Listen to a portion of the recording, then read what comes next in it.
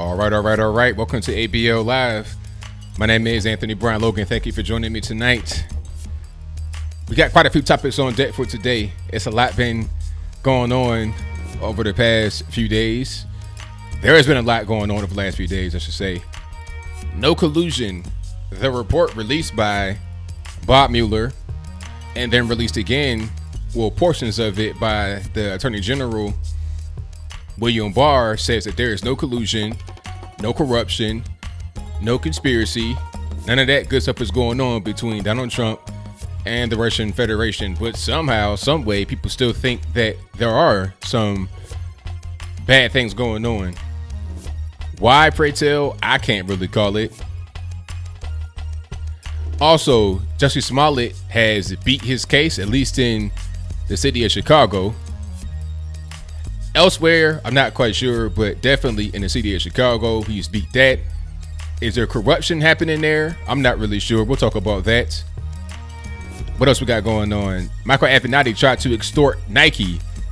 Out of all the companies in the whole wide world, you want to try to extort Nike? What are you thinking about? Reparations seems to be a very big topic right now. And that's really because people are running for the president. You know, anything they can get as far as a leg up on the competition, they're going to try to do that. So if it means out SJWing you, then they'll do that. That's no problem. So we're going to see a lot more talk like this. But is it actually genuine? Who knows? We'll talk about all that and more on tonight's episode of ABL Live. And I thank y'all for being here. Glad you're with me. You could be anywhere in the world, but you're right here with me on ABL Live. Thank y'all for joining. Really, really appreciate it. Got new hats. This is a trucker hat snapback with the American flag, black and white. And right here in the star field, you got the original Betsy Ross style stars with 1776 representing Independence Day, of course, when we became the USA. This is available in red, black, and the regular snapback without the trucker style vents on the website. If you want the regular trucker, if you want the regular snapback, it's only available in black, but the trucker style like this are available in black and red. So if you want that, a link for that is in the box. Thank y'all for joining. Most certainly appreciate you. It's a lot going on for sure. You know, it's interesting how the Jussie thing came out right as No Collusion came out. That was a big story. Then all of a sudden it was like, okay, you know, what are we gonna do now? All right, let's just come out there and say that Jussie Smollett is not going to go to the penitentiary. Thank you, Bill from the Hills. Appreciate you, boss. You know, hey, I'm just glad to be here. I'm glad you're here with me. Now, who is surprised about Jussie Smollett? Are you surprised that he got off of the case in Chicago? You still got the federal case pending, but that might not be too strong as well because they were trying to get the local case kicked to the FBI. Why were they trying to do that if they were trying to get him off? Why did Tina Chen, who was Michelle Obama's first chief of staff or former chief of staff for the East Wing of the White House and the former special assistant to Barack Obama, why did she text and email Kim Foxx talking about what can you do? Can you look out for us? I know the family. And then why did Kim Foxx say, I'll see what I can do. I'll talk to the superintendent. Like, your job as a state's attorney, and if I'm wrong, let me know in the comments, your job is to find justice. It ain't to be doing favors for your friends or for randos in the street. It's to find justice. Did he do it or did he not do it? That's it. Your job ain't to be out there trying to fish for ways to get him out of the situation, to get him out of a bind. You're not a fixer. You're a state's attorney. That's what I thought. But we'll see what happens with that. Yeah. He's off the hook. He did community service. I think it was just 2 days of working with Messy Jesse Jackson. For real.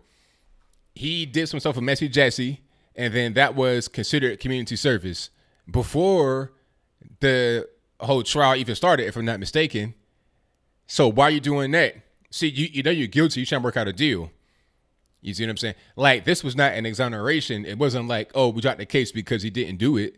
Nah, we dropped the case because you want to drop the case because you were trying to you were trying to keep the whole thing on the low, wiping the record away and all this and that. Yeah, it ain't nothing but corrupt Chicago stuff. And you know what? I may say an unpopular thing here, but I think that the superintendent is full of it himself. Eddie Johnson talking about some, oh, where's my apology? Apology? That's all you want?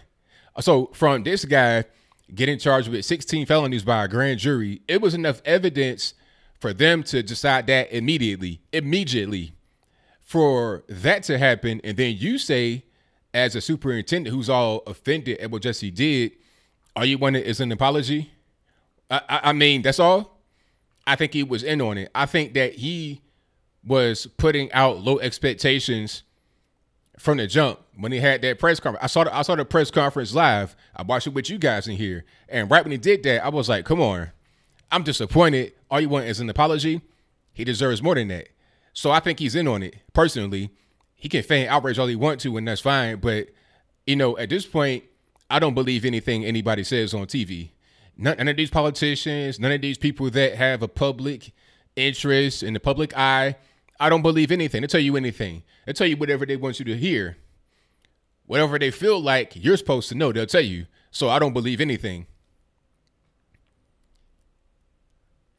Barack Obama got him off. Hey, I wouldn't doubt that, Kitty Cat Core. Not at all. Shout out to my man, Sushi. Thank you, man. Appreciate you. I got him in the box, fresh off the presses. Now, Ruth Bader Ginsburg, where is she? Who knows? She could be anywhere. She could be in a cryogenic chamber getting revitalized. I don't know where she's at. She could be in a server. She could be in the cloud for all I know. Who knows? You know, she could be in Google Cloud right now just trying to get the AI bugs kinked, get all the kinks fixed before she goes out into the world and behaves as a normal human being. Who knows? She could have been gone for a long time now. All we seeing now is just a shell. The federal case is still pending, but see, the thing about it is there may be some problems with the federal case too. I don't know what's happening with the federal case, but it's been a minute. We've not heard any updates. I think that people reached out to him and they had no comment. So why is it no comment on the federal case? You should have something for that, right? It should be a little something there, right? But there's no comment. So I really don't know what's going on. Matthew Chambers, I'm right there with you, man. He says, hopefully the feds will follow through with the letter and investigate this ruling. I'm right there with you, man. And thank you for your donation. Definitely appreciate you. Hopefully they follow through. Hopefully they do the right thing. But nowadays, man, you never know what's going on. People just do whatever they want.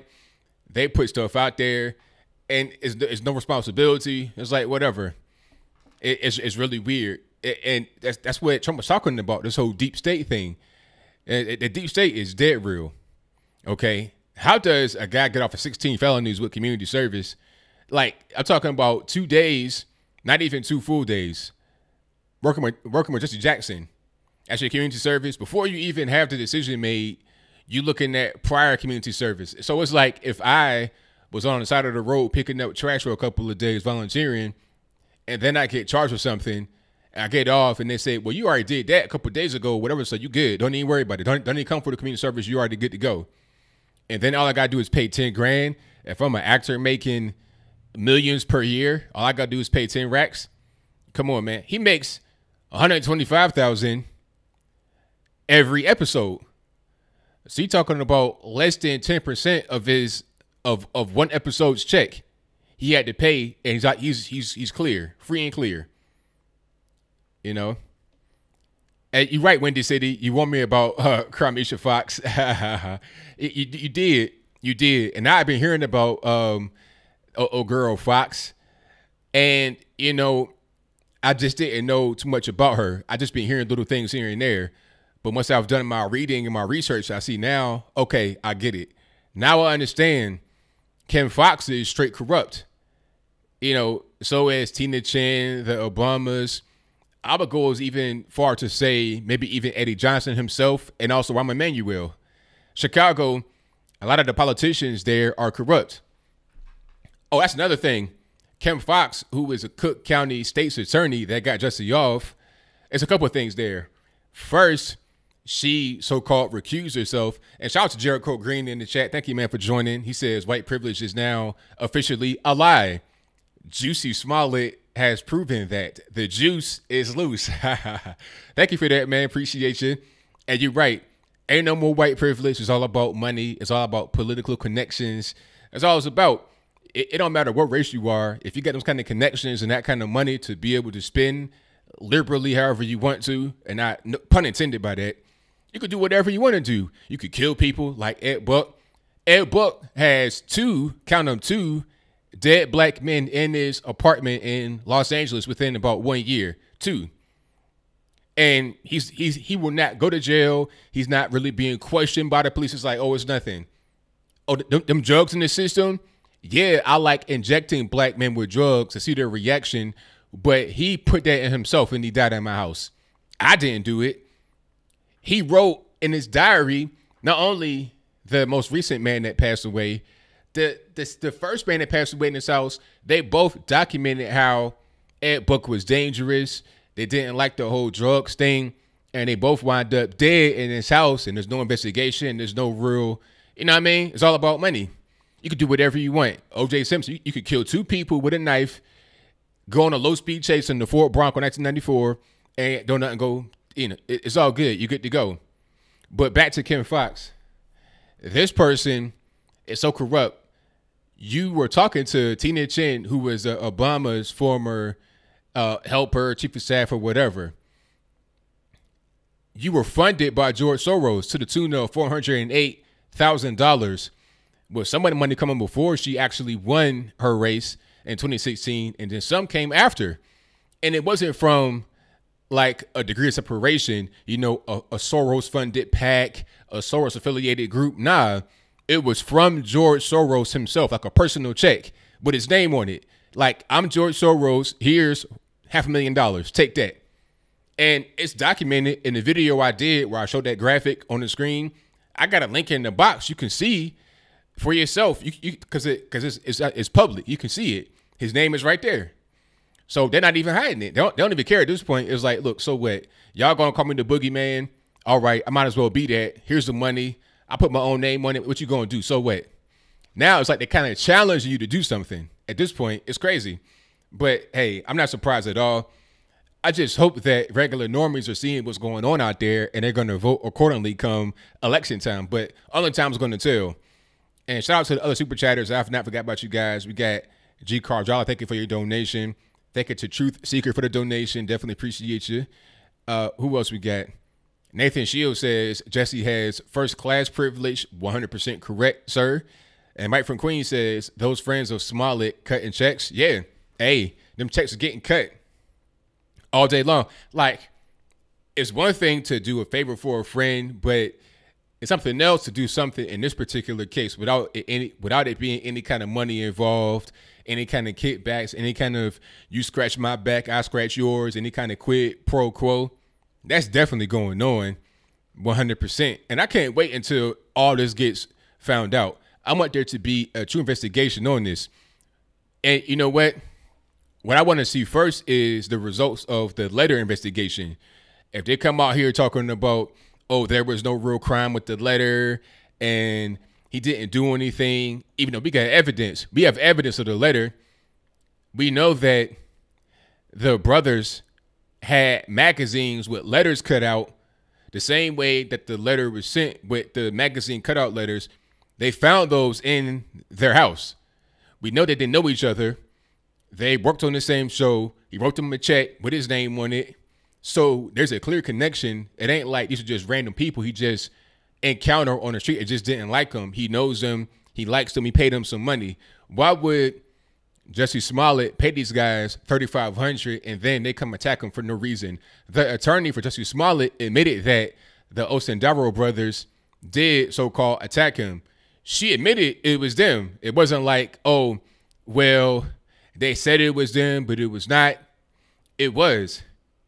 He maintains his innocence throughout the whole time, but at the same time, she says that it was the Osendaros that were involved with this. How can that be true when Jussie was saying that it was two white males with the MAGA hats on and lynching ropes and bleach in Chicago in 2 a.m. in the middle of the polar vortex with 30 degrees below zero. How can those two things be same? How can that be true at the same time? It doesn't make any sense. But here we are. You can say whatever you want to say, and people will believe it if they want to believe it. And unfortunately, since the police did not back up the true statement, then it's just left out there to be what it is. You know? So shout out to everybody in the building. Thank y'all for joining. Great Barrier Queefs says, I'm team switching. Screw being libertarian. It's all about team collapsitarian. Wait, you trying to be like collapsing society, sir? Yeah. Hey, this whole thing is crazy. But you know what? We all know the truth. Everybody knows the truth. Now, the crazy part is that since the record was sealed and since it's been like erased from the actual record, like the case files have been sealed. So we can't know too much about the inner workings of it. They did release some stuff today, but there was some kind of injunction to prevent any further release. Having said that, since the case has been wiped away and it's officially been sealed, Fox cannot use that as a reason to fire him. They can't say, oh, because you were involved with this, we're going to fire you, because that officially does not exist when you're talking about the law. So they got to rehire him back. Now, it'd be ironic if Jussie tanks the show. People may accept him back, but a lot of folks on the liberal side don't like what he did, and they're not going to believe the police or anybody else that says, oh, it's been dropped or whatever. They're not going to believe that because they know what they saw. So he may cause the ratings to tank by being on there, and then he may cause the show to tank entirely. It's very popular, but popular shows do sometimes just take a wrong turn and go away. It happens. Or they may lose a lot of their cap. It is what it is. Charlotte, give me a little bit, and I'll take calls. I'll take calls in about 15 minutes, but I will be sure to pick you up. And if you're having a hard time calling in, once I start to take calls in about 15 minutes, leave your area code in the chat, and I'll try to get you on as soon as possible. So thank you for that. I did see that. But give me about 15 more minutes, and I'll be on the horn taking calls. Yeah, it was already tanking, right at 10,000. Yeah, I mean, if it was already tanking, then it'll make it worse because now you got a toxic person on there. It may be good for ratings. It depends on how he is taken, but you're going to keep having negative media about him. Maybe. I mean, it's really hard to tell. The media might drop this story, honestly. They might try to move on because it kind of embarrasses them. And since there ain't no conviction in this particular case, then it may be easier for them to move on. You see, it may only be spoken about in conservative media. And unfortunately, conservative media is a minority of media when you're talking about mainstream television. So they can just say, well, we're not going to talk about that no more. Let's go back to something else. Let's talk about Russia. Even though that's dead, it doesn't matter. We could still talk about that in different ways. We could talk about how Alexander Ovechkin went to the White House. Did y'all see that? They said that Alexander Ovechkin went to the White House and they were trying to frame it like Trump's favorite Russian goes to the White House with his teammates. It's like, really? His favorite Russian? You talking about the guy that won a Stanley Cup, Alexander Ovechkin, and the Washington Nationals? Is that what? I mean, now we're getting into straight xenophobia. You can't even talk about a hockey team, a pro hockey team in America without breaking up the Russians in some kind of xenophobic language. And they'll be the same ones that'll call us on the right the xenophobes, the homophobes, the transphobes, the germophobes, or whatever kind of obic ober is they want to put on us. But they're freaking out about Alexander Ovechkin. I mean, come on. Like, what are we doing? But, hey, Capitals, pardon me. Yeah, Washington Capitals. Nationals is a baseball team. Washington Capitals for the hockey. It's crazy, but that's what the media does nowadays. Thank you, Will, man. Definitely appreciate that. You know, Capitals, Nationals, it's confusing. But they said Alexander Ovechkin was somehow like, and then they try to justify it talking about, well, he knows Vladimir Putin. So what? So what if he knows the president of his own country? So what? Why is that a problem? I mean, he's the president. You can't know the president. If you're a popular person, you can't know. Like, people come to the Obama White House all the time. People come to the White House all the time. People come visit Obama. A lot of entertainers, celebrities. Golden State Warriors went to go visit Obama recently. They didn't want to go to the White House with Trump. They went to go see Obama. So are we going to say that Steph Curry is somehow engaging in sedition because he went to go meet with Obama rather than Trump? He was a president. So what? He's a man. He's a guy. It is what it is. Oh, the left is Russia. The left is Russian-phobic, xenophobic, all that, because they were upset that Alexander Ovechkin from the Washington Capitals went to the White House.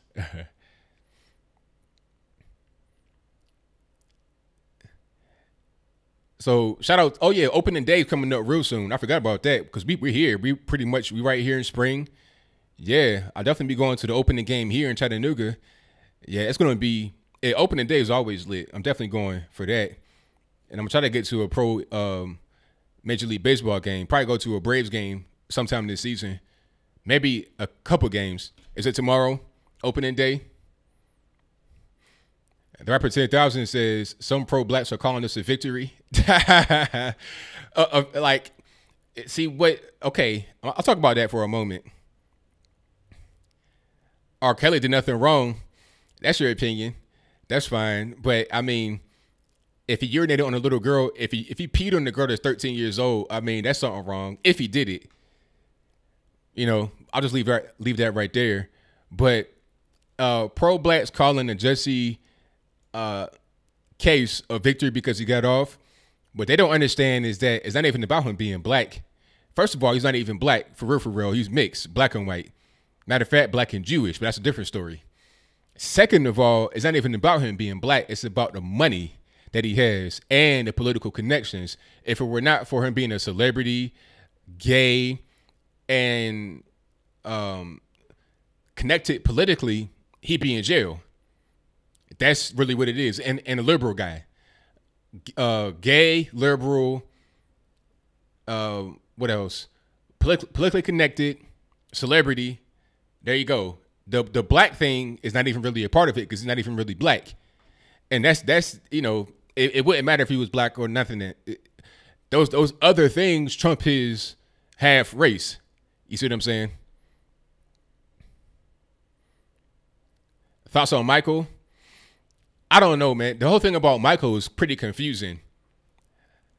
Because you see, the guys that were in the documentary came out before and said that Michael did not touch him. When they were adults, they said this, but now they're saying that he did. So to me, it's confusing. I think that if they're telling the truth, then that's really disgusting, and he should be held accountable for it. Although he's passed away now, it's kind of hard to assign any kind of blame to a dead man. I mean, what you gonna do? Dig him up, put him in jail? He's dead now. If he was alive, then if there was enough evidence to go to trial, and if not past statute of limitations, then I say take him to trial if it were possible and if he was living. But he's not living, so what are you really going to do? I think his music is still good, honestly. I can compartmentalize, like with Bill Cosby. I don't like Bill Cosby at all. I think that he deserves to be in jail. But the Cosby Show was great. And nobody could say that it wasn't. Just because the TV show is called The Cosby Show does not mean that I have to hate the TV show because I hate Bill Cosby. I look at him differently.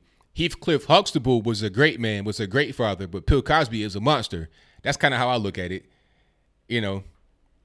I don't look at it any other way. Bill Cosby admitted to a lot of it, though. People say that, I see you, Bye Pie. Shout out to my man, Bye Pie. And say he was railroaded. I don't really believe that because Bill Cosby had admitted to giving girls Quaaludes. And, I mean, he was known to be like that. It's so many people that came out over the years. He admitted to the Quaaludes. He admitted to a lot of different things that he did. So the evidence, in my opinion, was overwhelming in his case. Honestly, too many people, too many coincidences, too many things that just don't add up to him being totally innocent. That's just my opinion. I can't necessarily say for sure that he should be in jail in a legal sense because I'm not privy to the information that the jury had or whoever had that locked him up. I don't have that information. But based upon what I've seen, I can't really defend the man. it's just too much. Chuck My Ad says Cardi B drugged and robbed men. Yeah, that's what they're saying. And it's funny how people are trying to give her a pass, but they want to cancel Bill Cosby. It's like, look, if we're going to cancel Bill Cosby, we got to cancel Cardi B because she admitted it. She came out on it was a tape, video, audio of her talking about her doing it. It's not even any kind of rumors or accusations or nothing like that. She said it on video. I used to drug men and rob them. Now, people are trying to say, oh, well, she was prostituting back then, or she was taking men home from the club. And since they were trying to buy sex from her, it made it okay for her to rob them. But now, it's not okay to, like, even if the guys are trying to buy sex and that's illegal, it's not okay for her to then go and try to rob them. You see what I'm saying? Buying sex from somebody is illegal if it is illegal where you are, but it's not rape because you're engaging in a mutual transaction. It's not something that the person that you buy sex from, if they're an adult, they're not a victim, but you're committing an illegal act. It's like if the two of y'all decide to go rob a grocery store together, y'all did the act illegally together, because if you buy the sex, you're going to jail, and then so will she, because y'all both doing something illegal. She cannot sell sex and you can't buy it. It's not rape though. So you can't say because somebody was doing that gives her the green light to rob you. That's not how that works. So you got to cancel her too. If you're going to cancel Bill Cosby, cancel Cardi B. That's how I carry. That's how I look at it. And then if anybody wants to come forward, if any man wants to come forward and say, I got robbed by Cardi B, then it should be taken seriously. Do some fact finding, do some research, and come up with some charges. That's how I look at it. Let's be fair. I don't care about male, female, intersex, transgender,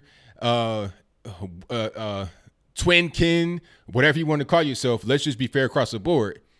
If you agree, let me know. Yeah, and Cardi B has become very popular because of her stance politically. I think now that will also shield her because she's against Donald Trump, so that's going to shield her as well. All right, so let me see. Nathan Shield asked me, have I met President Trump yet? I've not met him directly, talk to him, but I've been in the same room with him a couple times. At least, 2 or 3 times now? I went to the White House once, and then right after the White House, we went to the Trump rally here in Chattanooga, and he was right there. Not close as I was in the White House, obviously. When I was in the White House, I was like this close, like within an arm's length. I could almost reach out and touch him, but I didn't want to do that because some bodyguards, that's the easy way to get tossed up. I don't know no Krav Maga or nothing like that like they do. So now I was right there close to him, but I've not actually met him or talked to him yet. But I've been in the same room with him a couple times. And let me see. Philip says, I get the feeling that the Jussie thing was done to distract people from the Mueller report. Whack the dog anyone. I was thinking that because right when the Mueller report came out and everybody's talking about it, here comes Jussie Smollett with this whole situation. So that could be a way to look at it, but I'm not really sure. Who else we got? Chuck My Ad says, I read Chuck My Ad.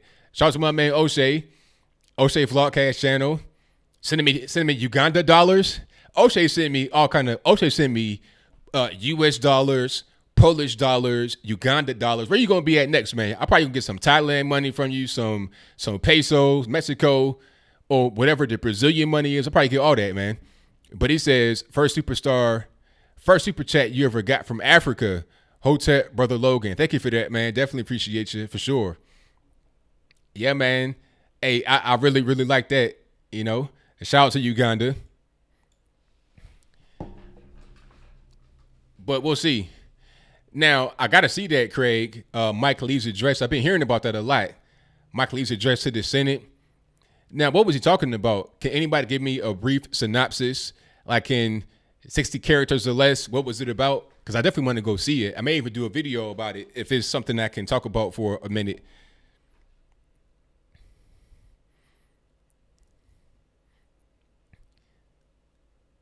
A new Green Deal? Okay. Yeah, the Green New Deal, New Green Deal. Yeah, that whole thing.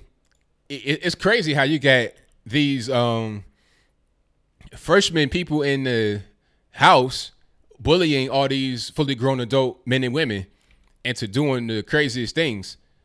It's absurd, but I'm not surprised because I mean that's DC for you. DC is like Hollywood, just with politics rather than the actors and actresses and makeup artists, all that. It's the same kind of thing. There's a swamp in LA as well. Although it's a desert, it's a swamp. The same kind of way DC has a swamp.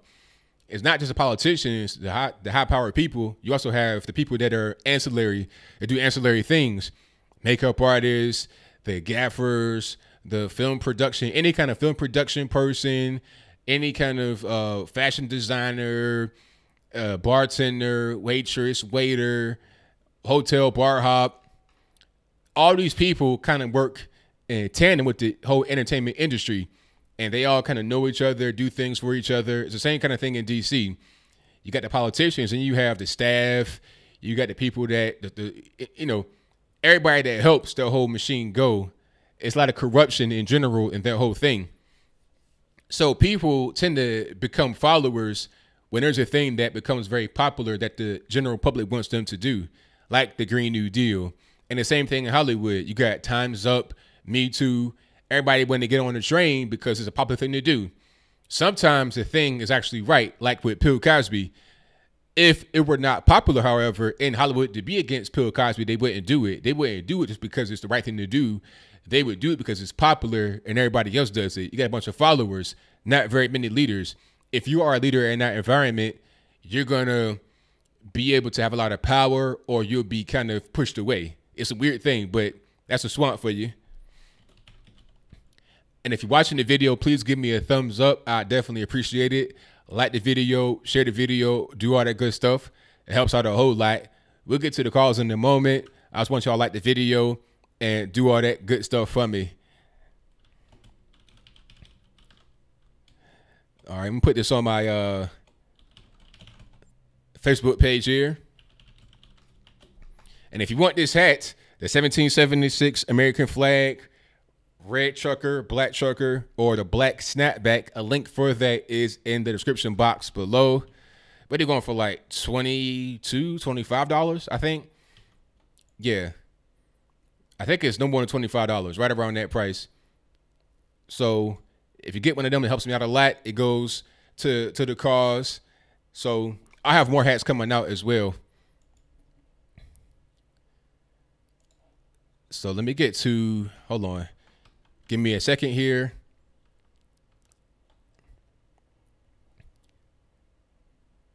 So you order one, Black and Nara's Crazy Chick, Sheena. All right, there we go. Good money. Thank you, Bill from the Hills. Appreciate it. I'll try to make sure the Skype sound is off, He-Man. I'll try to make sure it's off. I think I'm going to mute my desktop audio. You can hear me on the mic, but I mute the desktop audio so your ears don't get blown out by the ringing because I know it's loud. Because when I hear it, it's loud too. Let me go ahead and mute that desktop audio for you. And then before I turn it on, I'll just turn that off. See, the thing about Windows is that it does not allow me to keep the ring volume off. It always has it on until I turn it off manually every single time. Okay, let me see here. Give me 1 second and we'll get to it.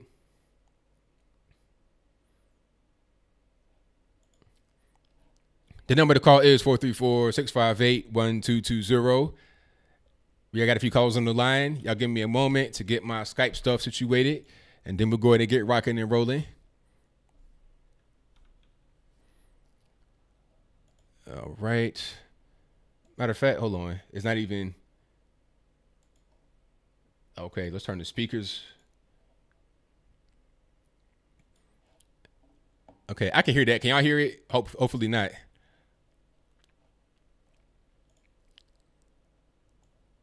Okay, there we go. Boom. All right. 561, you're on the line. Who am I speaking to? Hey, ABL, this is Jay from South Florida. How you doing? Everything's good, man. How about yourself? I'm doing great, man. I'm about to work out, but I wanted to call you before I work out. Alrighty. Hold on. Sorry, Abe, I'm gonna pause this so I can't hear this thing. Um, I saw your interview with some black guy, some light skinned black guy, like for an hour and a half. Yeah, Gap Talk. Yeah, I didn't see the last 10 minutes or 15 minutes, but I don't know if you changed his mind or anything about you. But I was listening to your story, how you grew up and everything. It was pretty cool. I appreciate that, man. You know, I wanted to get the opportunity to just talk about a few things that people didn't really know, because people don't really ask me that. They ask other questions, but they don't really ask how I grew up, where I come from. People make assumptions, but don't really ask. So I'm glad that Gap was able to ask me those questions and get some real truth out there. Yeah, because he was asking questions that I didn't agree with him too. He was talking about, oh, do deserve reparation? You don't think racism exists? A bunch of things. I knew he was going to ask those questions because he looked like that type of person. But he was asking, how did you come to this? Where your mind come from? How do you know what? He probably was asking what creates black people like you to think this way. It's all good though, because one thing about it is at least he was asking the question, because a lot of black folks and people in general won't even ask you. They just make up assumptions and say, oh, you this way because X, Y, and Z happened. Not even asking no questions. At least Gab Talk was able to, ask the question and then hear the answer rather than just trying to dismiss me for just being, some type of loser or something, Yeah. And yeah. I don't know. Hey, AB, have you heard of the news? This new news organization called Newsy, NEWSY. Yeah, I have it on my Roku. I see it every now and again. Yeah, they put on my Roku too. Like they're talking about they're fair and balanced, but when I go on their website, everything is anti-Trump. So that's not fair and balanced to me. Yeah, it's not.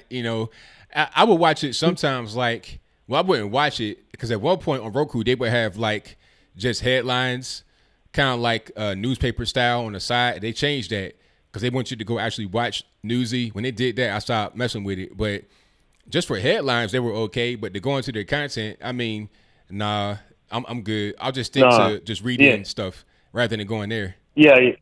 I'm like you. No. Everything is like no. Nobody's fair and balanced. Some guy talking about fair and balanced on YouTube called Rational or something, and he was not fair and balanced. It was anti-Trump too. They always lying. They talking about they're fair and balanced, but the only thing that's fair and balanced, either Fox News or I'm a Christian, so I'll listen to CBN News. Yeah. Other than that, nobody else to me fair and balanced. But I wanted to say something about two things before I get to Jussie Smollett. I'm a nurse, and I go to people's homes and see them that are there and not feeling well. And people think a lot of conservatives are hillbillies or people in trailer parks. Oh, they're the conservatives, those people in the outback. And I go to those areas too. And from my experience, a lot of them are Democrats.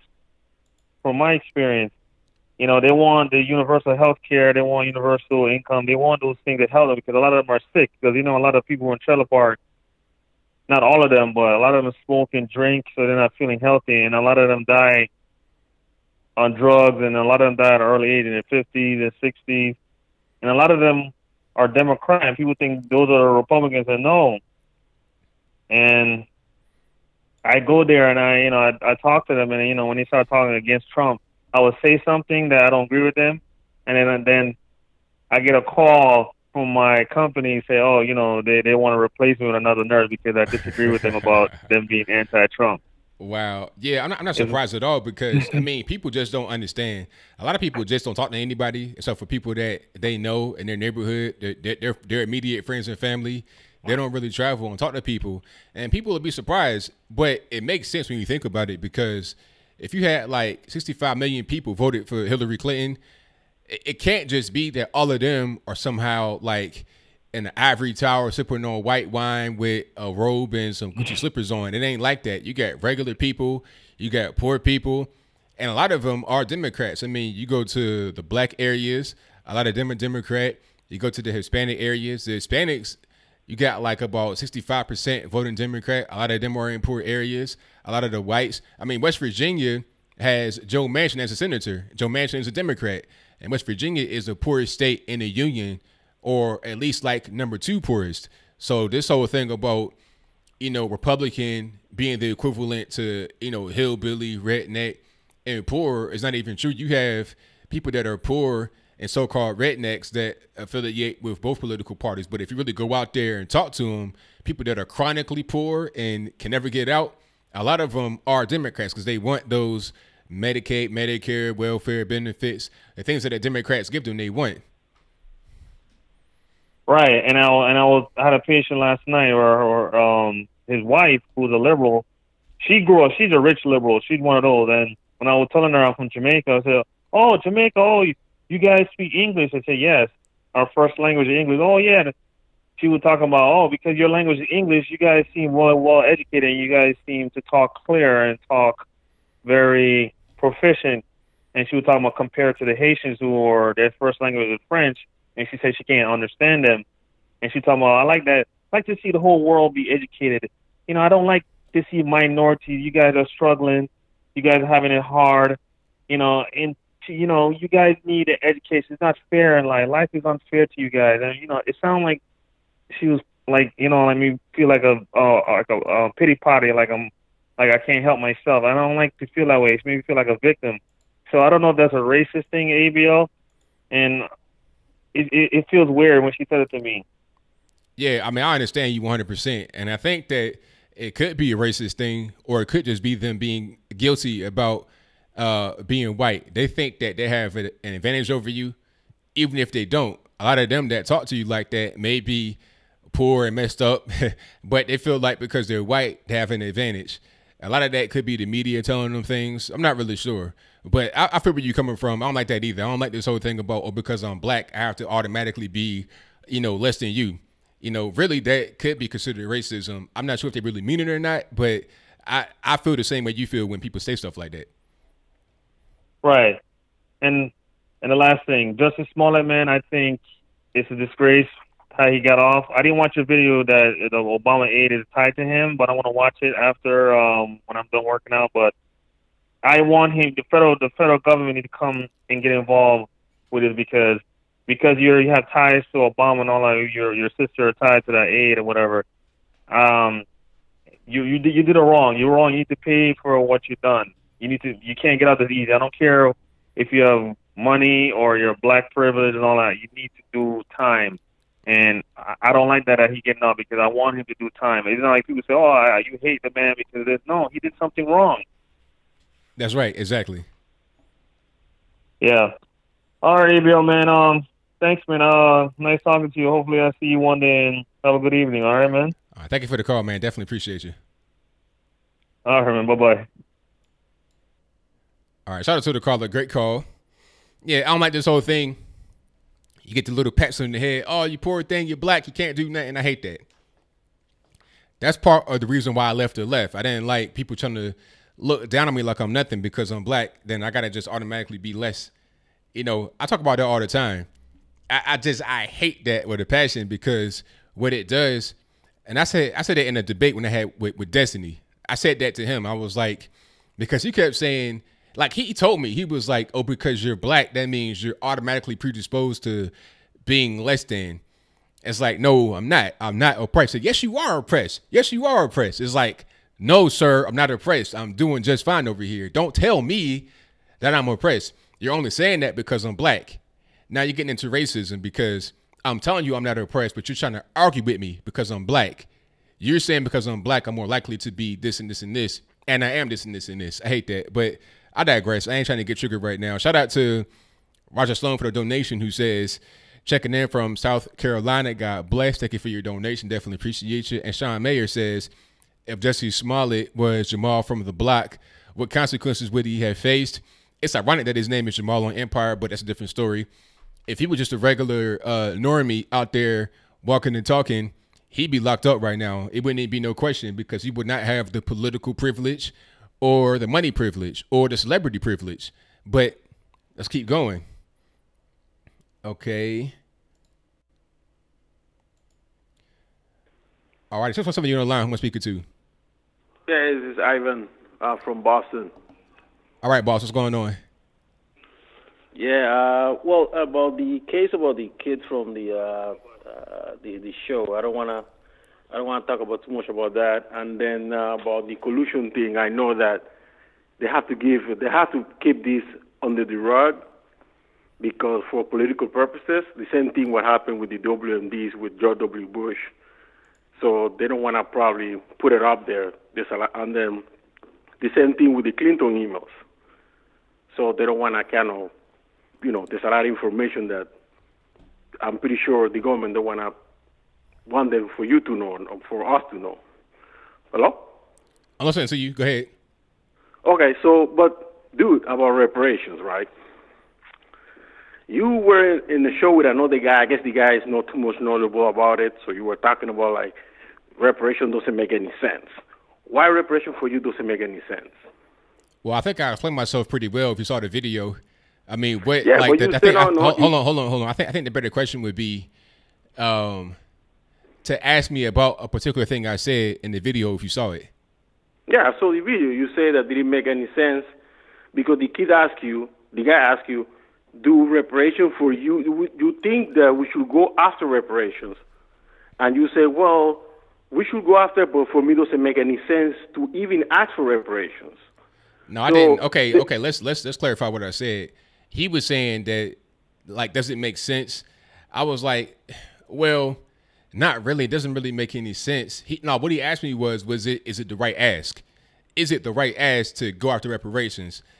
And you can ask reparations, but it's not going to actually happen. It doesn't make any sense to go for it. It's been so long, and it's so many problems with being able to identify who's supposed to get it and where the money's going to come from.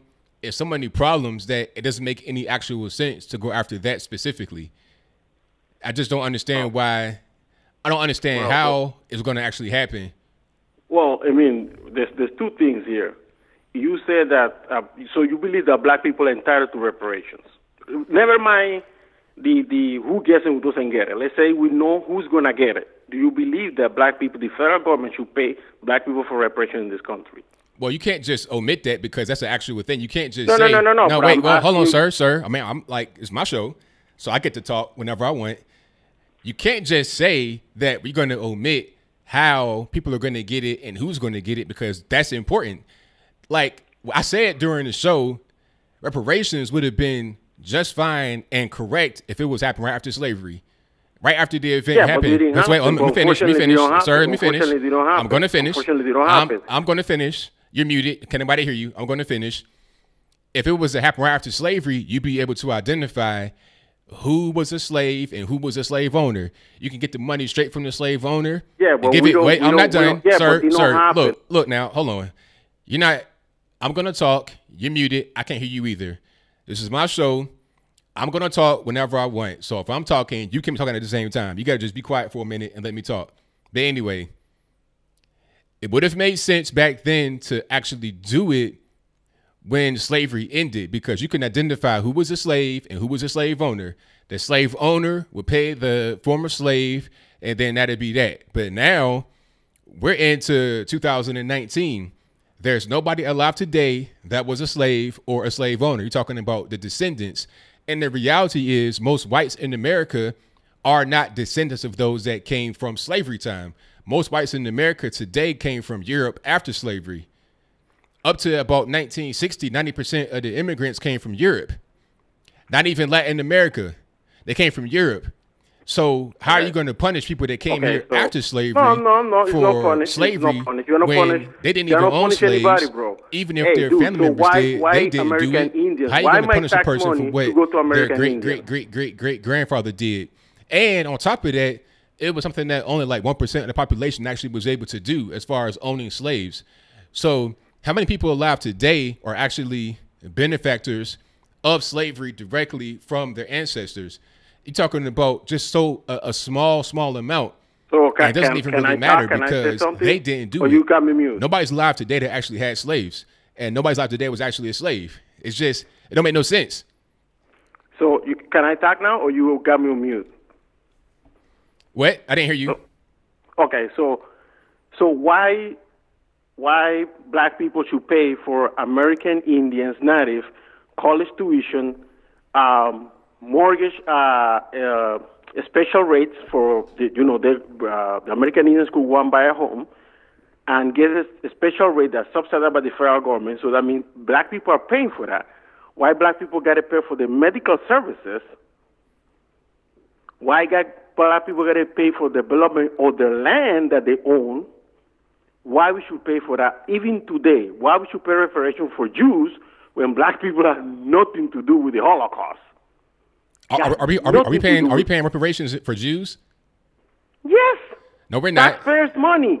No, we're not. Reparations, we didn't do anything to them. So what are we talking about? Everything that comes from the federal government is tax, right? Reparations is not the same thing as aid. We pay a lot of countries aid. No. Yes, we pay reparations for Jews through a suit through the federal government. We don't pay that. Federal government, well, dude, then do your research. We do pay $3.4 billion. We pay this year. That's not reparations. That's called aid. It's not the same thing. No aid. We don't, and then even aid, we should not. Okay, so who do we pay? Who do we pay that money to? We pay Jews for reparations. Sir. Where's the money go when we pay them? When we pay the Jews, like who gets the actual money? What entity gets that money? They're people in Israel. So the country. Wait. So the country of Israel, not Jews. They get paid. Sir, listen to what I'm saying. Like, answer the question. The country of Israel, not Jews, correct? This is too complicated for you. Let's change that. Sir, no. Not going to do that. Who gets? Is it the country of Israel that gets the money, or is it Jews? Because if it's Jews, you're talking about American Jews, European Jews, Jews in other places. It's the country of Israel, not Jews specifically. Let's change the topic. No. I mean, if you want to do that, you can hang up. If you're going to do that, you can. Sir, it's my show. I can do. Sir, this is my show. I can do what I want. Why we pay Indians? Sir, you see, you don't want to answer. Look. Listen to me. You're on my show, sir. Look. You got to be quiet. You got to be quiet, sir. Look, I'm trying to keep you on the show. I'm trying to be nice, but you got to be quiet. I don't got to do nothing. Look, you're on my show. I can do what I want. All right. Have a nice day. I mean, the dude wasn't trying to be quiet. I'm trying to be nice. He kept telling me, you guys couldn't hear it. He was like, answer the question. Why? It's like, look, man, you on my show. I could do what I want.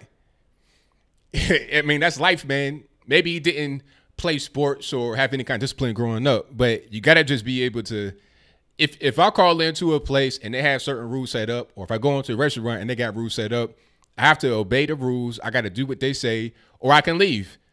And he left because I told him to leave. I kicked him out. And you know what? He'd be the kind of guy that'd probably get his head beat in by the police because he doesn't want to leave a place when he get told to leave. You know, and then he want to claim police brutality. That's the kind of attitude right there when you don't want to comply with authority. You see what I'm saying? When I'm in the place and people tell me, okay, there's certain rules here, so you can't be in here screaming and hollering, I'm going to obey it. But let's move on. I was trying to, you see, I tried to extend myself to people that disagree with me, but you can't be in here just doing whatever you want. All right, caller, you on the line, 617. Hey, what's going on? Do you hear me? Yes, I can. Who am I speaking to? Al from New York. All righty, boss. What's going on? Hey, man. Yeah, just that last caller. Anyone that's for reparations, I feel, is just virtue signaling. I don't know what you think about that. I mean, that could be part of it, virtue signaling, and then also just not really understanding what's going on in the world, not really wanting to listen to logic, thinking from their heart, just, you know, emotions pouring out. For sure, from the heart, like the emotions and shit. But I mean, oh, sorry about that. But I just feel like when you think through it logically, it just doesn't make, like, my parents are from Germany, right? Or my grandparents. So what, but I'm considered white. So what does that mean? Like, do I have to pay reparations? That's what I'm saying. Like, okay, because most white people that came, that are here in America are not descendants of people that were here during slavery. Because, like I was trying to tell the caller, 90% of immigrants up to about 1960 or so came from Europe. So most whites came after slavery. That's a fact. And then even if you have history that goes all the way back to slave times, only like 1% of families owned slaves, or it was a small amount. It wasn't like everybody had a slave. So, you know, it doesn't make any sense. And then beyond that, beyond just whites, most whites being from Europe, coming here after slavery, you also got the federal government being the one that pays for it. Now, I'm not a rocket scientist, but last I checked, black folks paid taxes too. So I pay my own reparations. I got to pay the government money, and then that's going to go towards me again for reparations. And then how do we determine who gets it? Because like I was trying to tell them, if you get that money after slavery, like immediately after slavery, you got the slave master, you can identify him, and you can identify the slaves. It's easy to say, okay, master, slave guy, you pay your ex-slaves X amount of money for reparations. Now, that makes sense at that point, but we're way past that time. So now you got to be able to try to track down records. And then a lot of us black folks in America have become more mixed up in society. We're not all the way like 100% African anymore. We're more like 75 to 80% at most. A lot of us aren't even that much. People like Mariah Carey, when she get reparations, she's barely black. How about Lionel Richie? How about even some of the pioneers of the black so-called resistance movement, Malcolm X? He was light-skinned with red hair. I mean, does that sound like Does that sound African to you? I think not, but he was considered black. So does he get it? It's just so many holes in it. To me, it doesn't make any logical sense. Right, because we are Americans. That's what people need to understand. Like, you know, me, I grew up in a place where it was very like black and white, like my high school, right? It was like a third black, Spanish, and white people. And I never understood this because I'm very conservative from the South, but I never understood it till I went to college and I got around a bunch of, you know, like progressive lefties in college, and I was like, oh, people, and they're all white people. And the way I was acting, because I was used to being around, you know, black people and Spanish people, and they're not like privileged people. These were, you know, from the rougher neighborhoods. My neighborhood wasn't rough, but I mean, it wasn't easy. And I got up there, and I'm like, what is with these people? Like the way I act is offending them because I'm white, so I kind of understand those cultures, so I kind of acted that way in a sense. And I was open to talking about things that they weren't. I was like, what's with these people? They're telling me that I'm a racist for the way I've been acting. I grew up with these people. Right. It's crazy. You know, people just become kind of indoctrinated. They hear things, they see things, and then they want to just act out on it.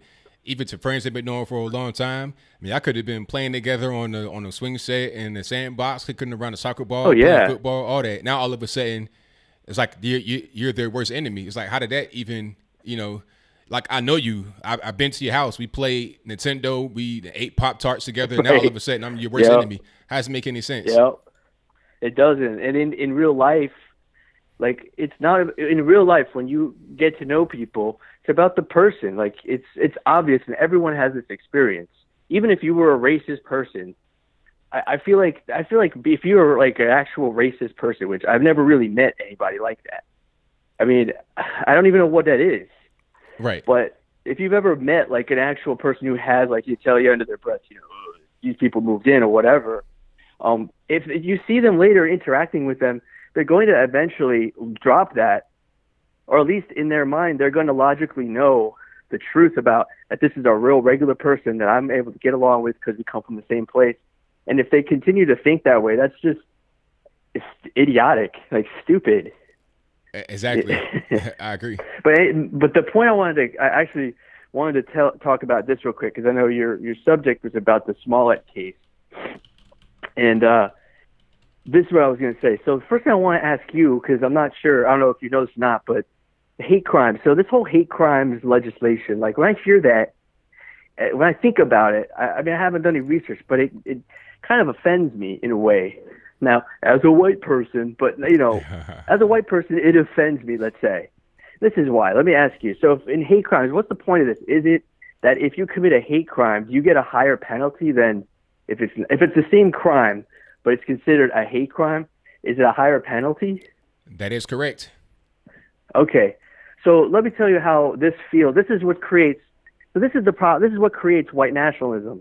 They're always talking about, oh, you know, white nationalism is on the rise, which it's not. But what's going to create white racism, this is what's going to create it, because This is the logic, and I'm sure everyone understands this, anyone that's thought of it. But let me just say it so that people that maybe, I haven't thought of it that way, maybe they'll think of it this way. So let's say you murder a person. So let's say murder. So what that means is that if you murder a black person, as opposed to murdering, so you murder a black person, let's say you get 30 years, right? And they consider it a hate crime because you're a white person that murdered a black person. Okay. Yeah. But then if I'm a white person, I get murdered, black person gets 20 years. What that means is that person, the black person's life is worth 20 years more. So their lives are worth more than ours in the eyes of the law or in the eyes of whoever.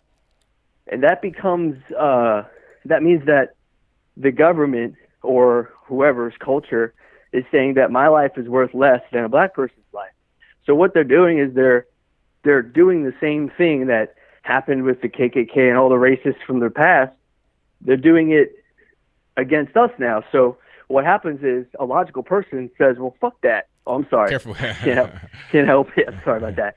They say, this is offensive to me, or this is actually threatening to me. So that's where this kind of I feel like that's one of the things that perpetuates the very thing that they're trying to fight against.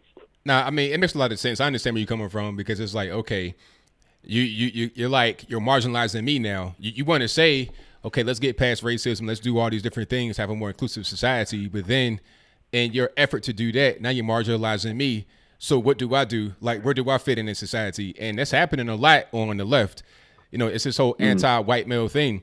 I mean, I just saw, what was that? Jordan, what's the guy that has Get Out? Jordan Peterson? No, not Jordan Peterson. Peele, from the guy from Key and Peele. Yeah. Jordan Peele, I think his name is Jordan Peele. Yeah. Yeah, he came out and said that he doesn't want to, he cannot see himself casting a white man as the leading role. Now, imagine if somebody were to say, well, I can't see myself casting a black man as a leading role. Automatically, it's a whole different reaction. And then you have people like Joe Biden saying he apologizes for the white man-led investigation into Anita Hill, like stuff like that. See, he doesn't even understand. He's trying to become the president, but he doesn't understand that he's killing his own cause, because he is a white man still. It doesn't matter how much you virtue sitting him. When you say stuff like that, you're killing yourself. You know what I'm saying? So, yeah, I understand where people could hear stuff like that and then go a totally different direction, rather than just bowing down and saying, yeah, I'm a white male, I hate myself. He said, you know what? Nah, I love myself. And then that becomes something different, if it does. Yeah, as far as movies and stuff, I mean, that's all propaganda anyway. Everybody knows that the movies have been really horrible for quite a while now. They haven't been good. I haven't seen a movie in maybe 20 years, any new movies, maybe 15 years, let's say. I really haven't thought that any of the movies are any good. But what I was going to say is that, movies in general, TV, all that stuff, it's all propaganda, in my opinion. It's all a way of brainwashing you anyway. So, but the thing that bothers me is the hate crime laws, particularly, because they're saying that if you kill someone, if you kill a white person or you kill a black person, basically it seems like they can, anytime a black person gets killed, they could say it's hate crime if a white person did it. Exactly, man. So, I'm gonna cut you off right here, man, but I gotta get to a few more calls. Yeah, no problem. Gotcha. Right. Thank you nice for the call, man. To you, man. All right, now. Yep. All right. Shout out to the caller. Made a lot of sense there. I can't really argue with that. And shout out to the super chatters here, not reparations. Shout out to super chatters here.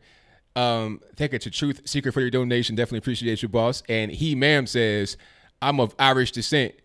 Do I got reparations? Shaking my head. Hey, it don't count if you're Irish, because you're still a white man. So it doesn't matter that you were actually enslaved, which you were as an Irishman. It doesn't matter. It's all about black people that they may be able to identify as black some kind of way. Not really sure, but let's get to the next call. Mike from Queens, what's happening? What's up, Anthony? How you doing? Everything's good, man. Can't complain. Oh man, I almost caught the bird. He when you picked up the phone, he said what's up. I don't know if you caught that. I heard a last little squeak there. Yeah, well, that was something that prior to that he said what's up. Okay. I was trying to get that thing going, because right. I get the talking bird. Hey, listen. As for reparations, if I send you 85% of the check of reparations to the ABL reparations fund.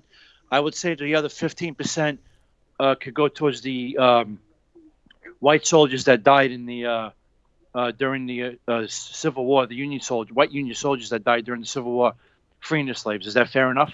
It seems pretty fair to me, because we're talking about, like 100,000 that died in that war or more to free the slaves. That seems to be just totally ignored. It wasn't just like, oh, slaves free, now go home. Nah, it was a bloody, brutal war that did that. Yeah, I figure 85% is good enough. 85% should be good enough on your end, right? Yeah, I'll take it. Yeah. So other than that, I tell you, it's been a great like 3 or 4 days. Just seeing the media completely melt down over the over the Mueller report, and just the Democrats are they're just chasing their tails like they're just going in circles, chasing their tail like a dog. Yeah, because they don't know what to do. They don't know what direction to go in now. Yeah, they're all over the place. It's really crazy. But see, the thing is, they're kind of being guided in one direction. I'm not sure they really know what they're going, but they're really just going towards destruction.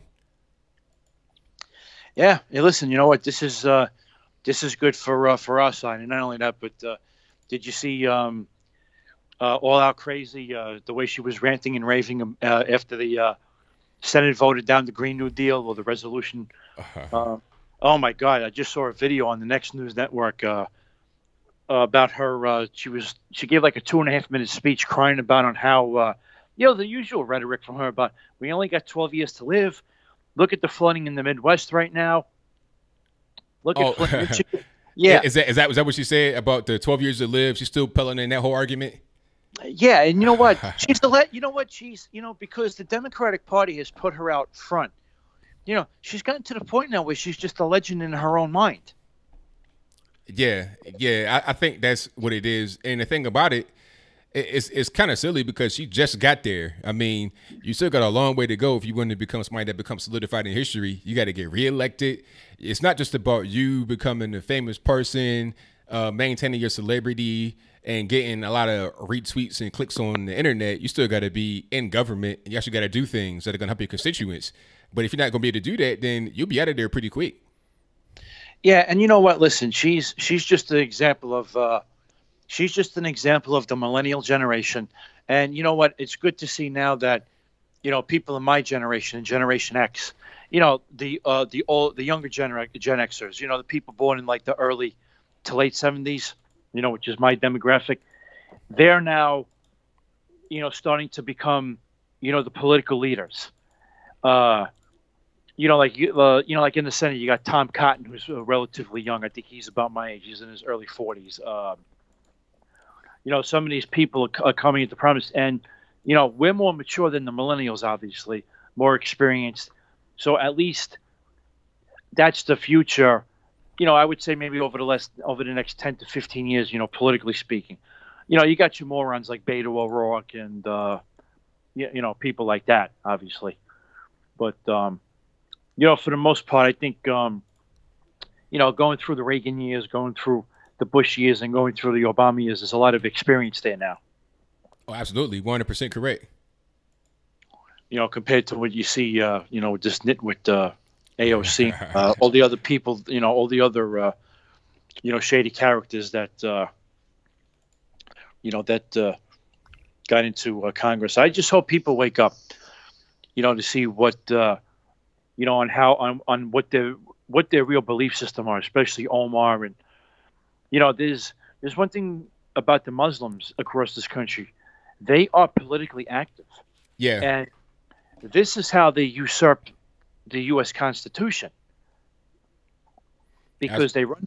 I'm sorry. Go ahead. No, that's a good point.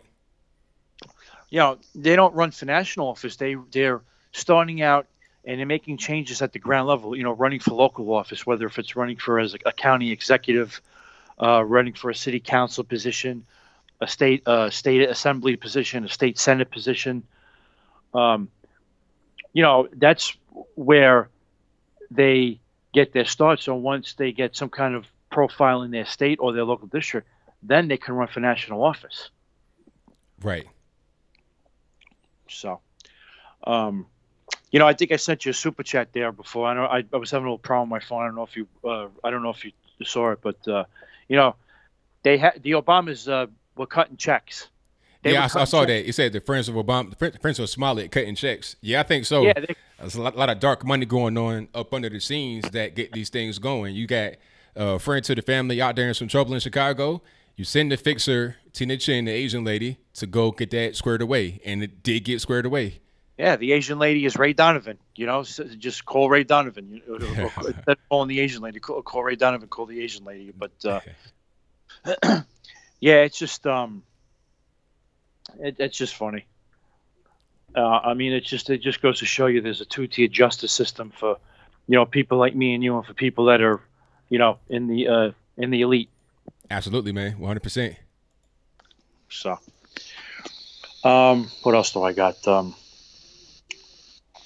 Oh, did you see the memes that they came out with after with the Green New Deal? They showed there's one where Trump is riding on a great white shark, and he's got a MAGA hat on. And I think there's one where George Washington's riding on a dinosaur instead of a horse.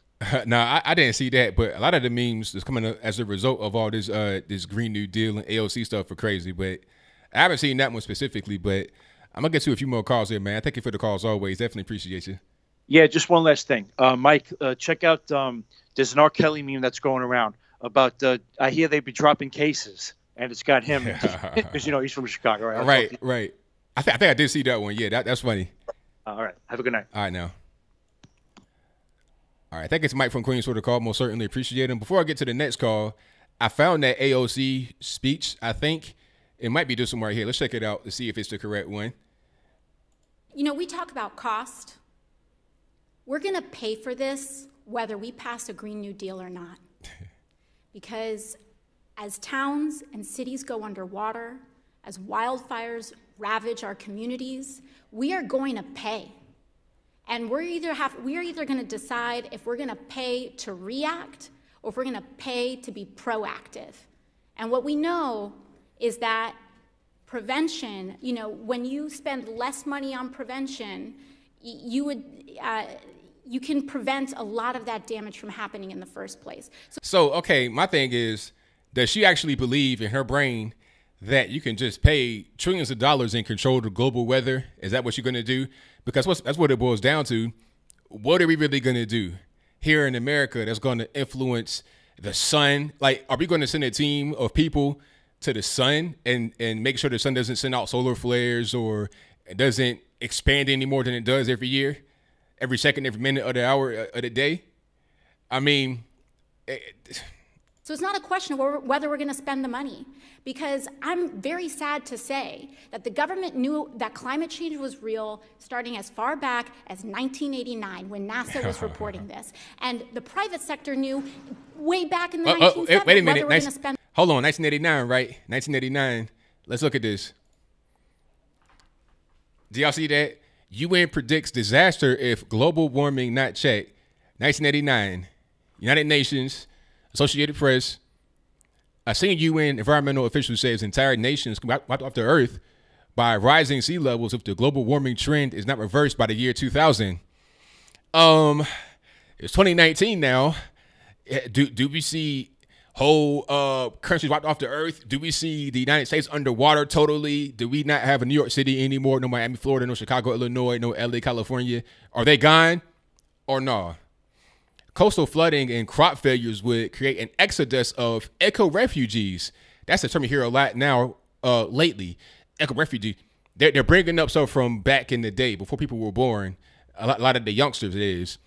Threatening political chaos, said Noel Brown, director of the New York office of the UN. And he says governments have a 10-year window opportunity. So they got 10 years to act.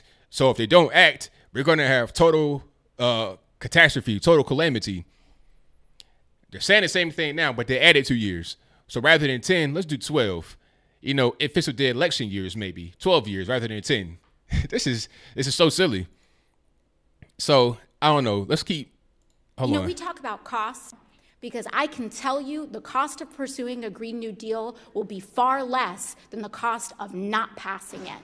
And with respect to our brothers and sisters and neighbors that are in agriculture, bring them to the table. Let's hold hearings. Let's add provisions. Let's amend the legislation to accommodate for the just transition and for the encouragement of those industries to grow. And I would also encourage to my colleague on the other side of the aisle that thinks we're trying to ban cows to actually read the resolution and understand that there's nothing to that effect in the legislation. And not only that, but we're trying to invest in these communities and our agricultural workers so that they can enjoy prosperity into the next century. Prosperity preacher, really, AOC? Come on, man. Let's stop it. You know, that's why I don't believe in climate change and all these Al Gores and all these people out there, because it's silly. They sound just like her. Just absurd. Let's get to the next call. And thank you to everybody that's been here so far. 702, you're on the line. Who am I speaking to? Hey, how you doing, ABL? This is Robert in Vegas. All righty, what's going on? Oh, well, I heard about, it was that one caller earlier about Indians, about in the reparations stuff. Yeah. Yeah, I was like, they got hosed so bad. They don't even own the land they sit on now because it's held in trust by the United States government. Ah, okay. So you wonder why the reservations are so poor? Because they don't own them. Right. They can't buy the house. No, they can buy the house, but they can't buy the land their house sits on. Right. On a reservation. That's messed up.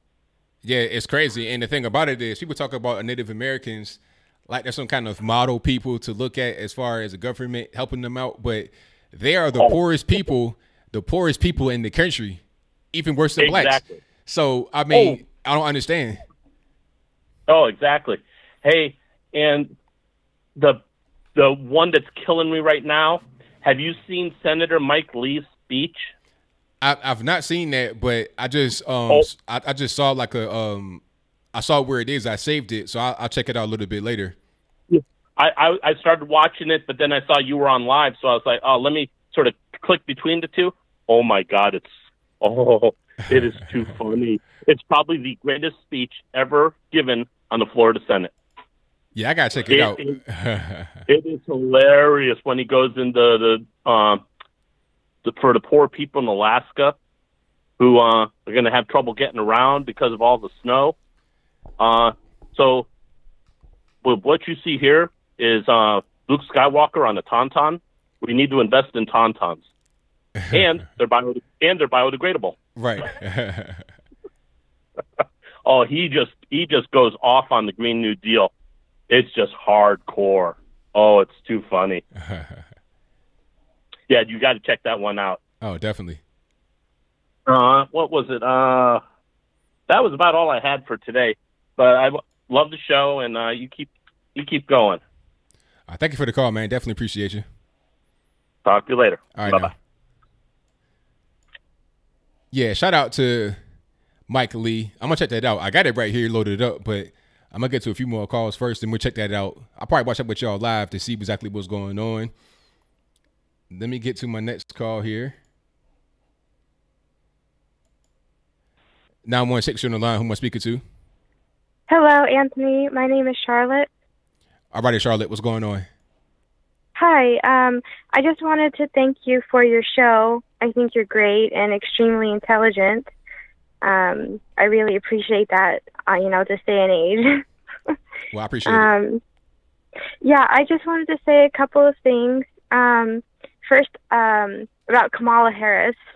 I'm from Northern California, so I know a lot about Kamala Harris. When I was in college, she was going to do a debate. She did a debate there while I was there for Senate, right?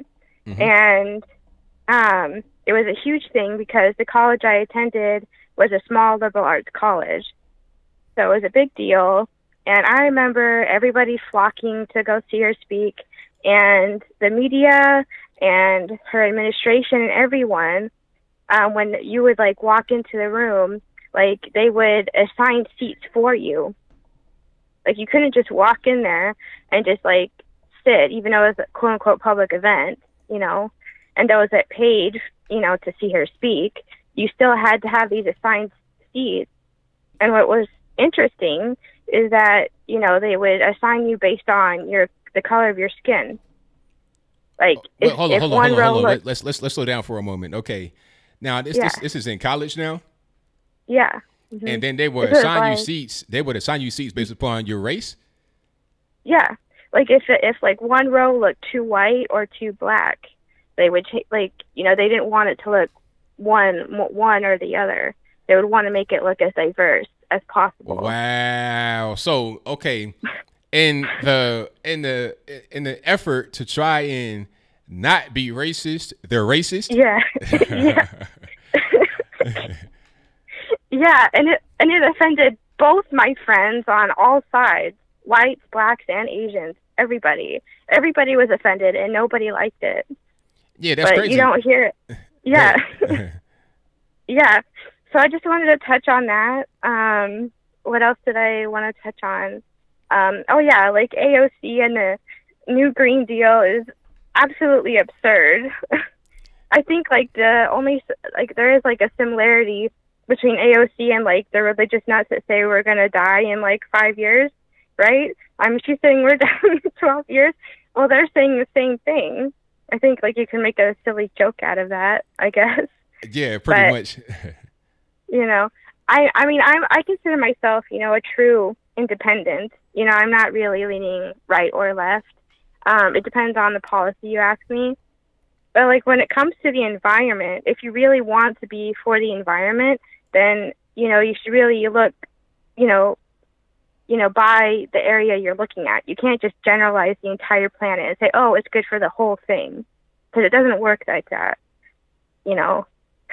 That's right. Yeah. And I just wanted to say I really appreciate you taking my call. I, like, just a few weeks ago, like, I was just watching YouTube by accident, and I stumbled upon a video of yours by accident. You know, it's that video you did about the BET CEO, or the former BET CEO. Oh, yeah, Bob Johnson. Robert Johnson. Yeah. And I started watching it, and I started seeing how you talk, and I was like, wow, this guy is really intelligent and really, like, honest. You know, you say what you mean what you say, and you don't hold back. And I really appreciate that because, you know, you usually don't get the realistic part of things anymore, you know, on the media or online or anywhere. Well, that's right. That's why I try to bring to the table, just being myself, being honest, because when you're on television, they got to do what their boss tells them. They're kind of like actors, really. They go out there with a script. They have to read it verbatim. They can't really go off the topic too much. If they do, then they get penalized. But I don't have those constraints. I can just say whatever's on my mind and keep it real. So I'm glad you recognize that. Yeah, so I want to appreciate that. And I think you're funny. You make me laugh. Yeah. And just one last thing, and I'll let you go. I just wanted to say, like, you know, oh, yeah, when I was, like, the first day in my college, like, I can remember the first moment when I sat down in my first class. I remember the first thing that was talked about was white privilege. And I kid you not, I had never heard of this term before in my life before that day. I had never heard of it before. That's insane. Yeah.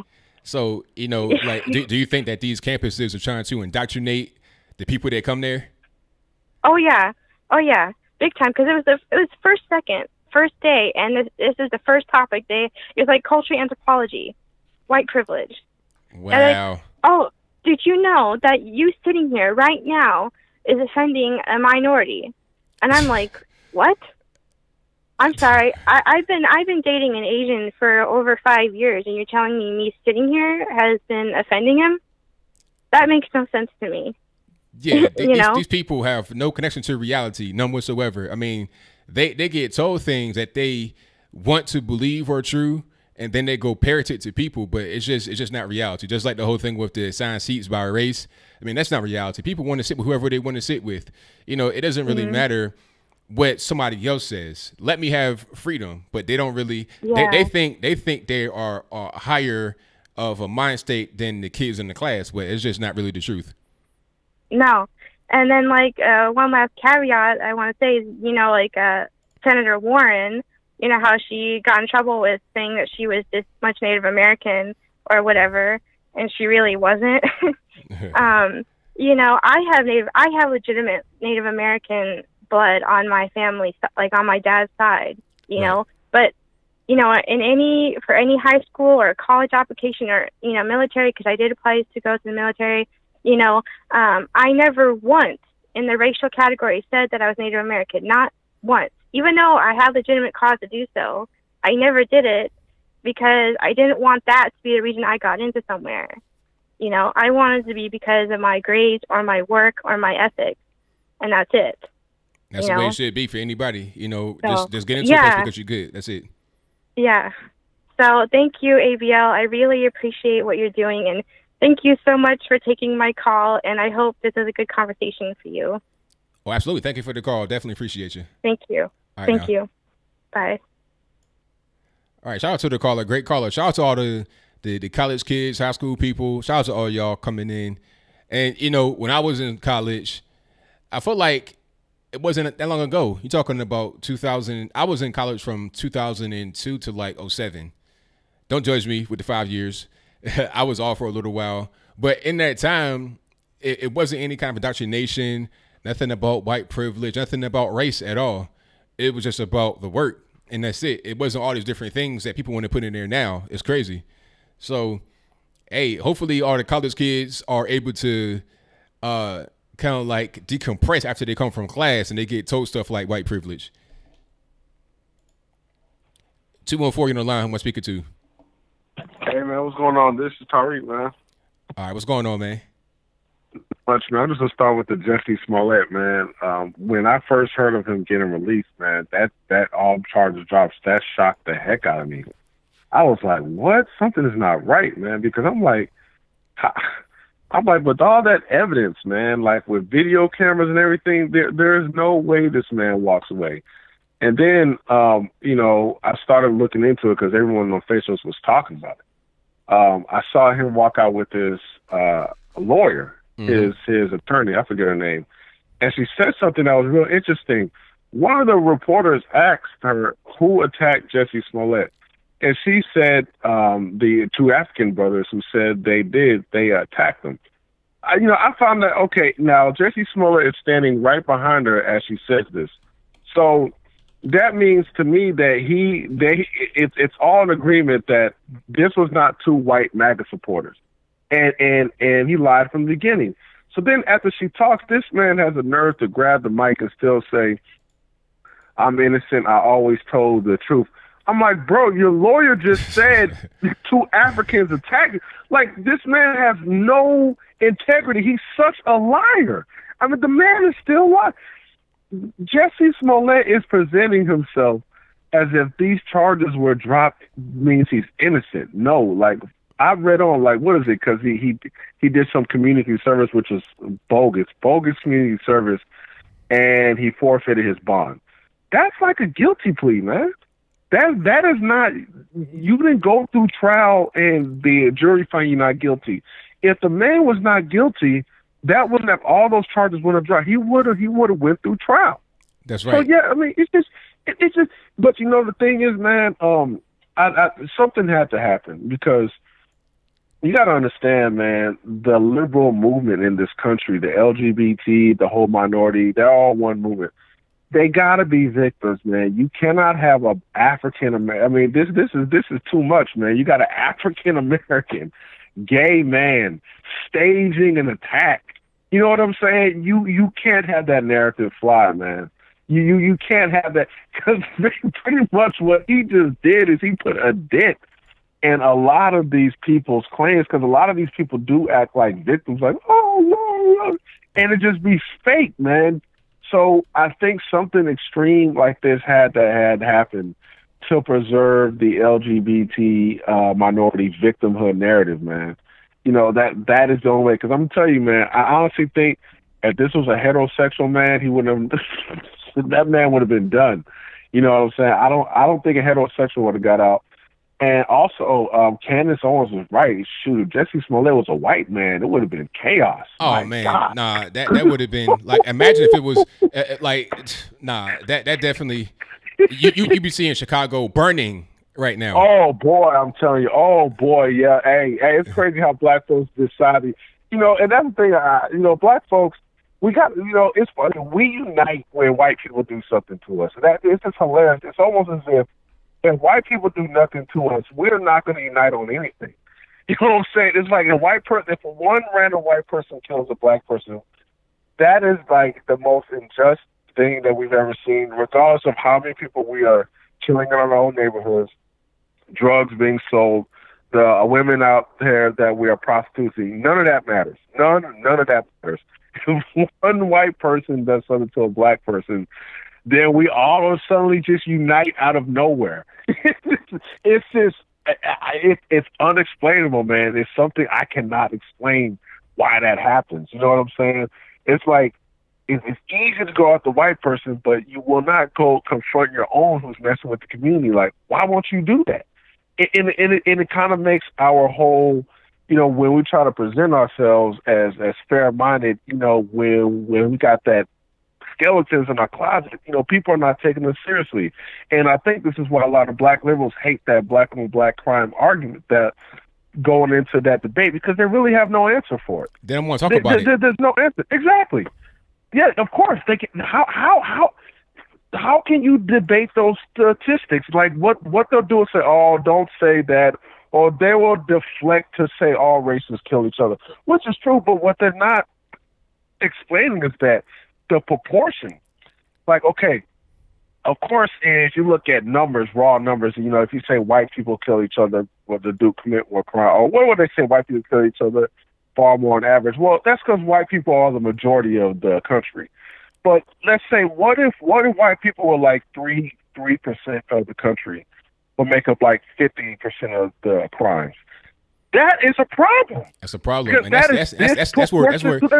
that's where we are, because when you're talking about black folks, you got about 13% of the population, but we're responsible for 51% of all the murders, 51%, and 48% of all the victims. So it's we are not only out there committing the most murder, we're also killing each other the most. Exactly. And what if we were 80% of the population? We would have a crime problem, man. Yeah, it'd be a problem. God, it would be a problem, and no one would talk about that. It's just deflecting when white people do it too. Okay, let's say white people do it too. So I really hate that argument, because it's like, why do you want to be like the white person all the time? Why don't you be better? Stop judging your standards based off of what white people do. Yeah, be your own man, be your own woman, be your own individual. Exactly. And white folks, want to, marry their cousins. So you want to do it too because white people do it too? Like, it's just like, that is such a cop-out argument. That is, well, it's okay because they do it, so I'm going to continue to act retarded. No! You be better. You don't copy other people. Man, it's funny. All this black pride, black everything, but then you base everything off of white people, man. Yeah, this is a big weak spot for liberals, man. This is a big weak spot, because there is no logical argument.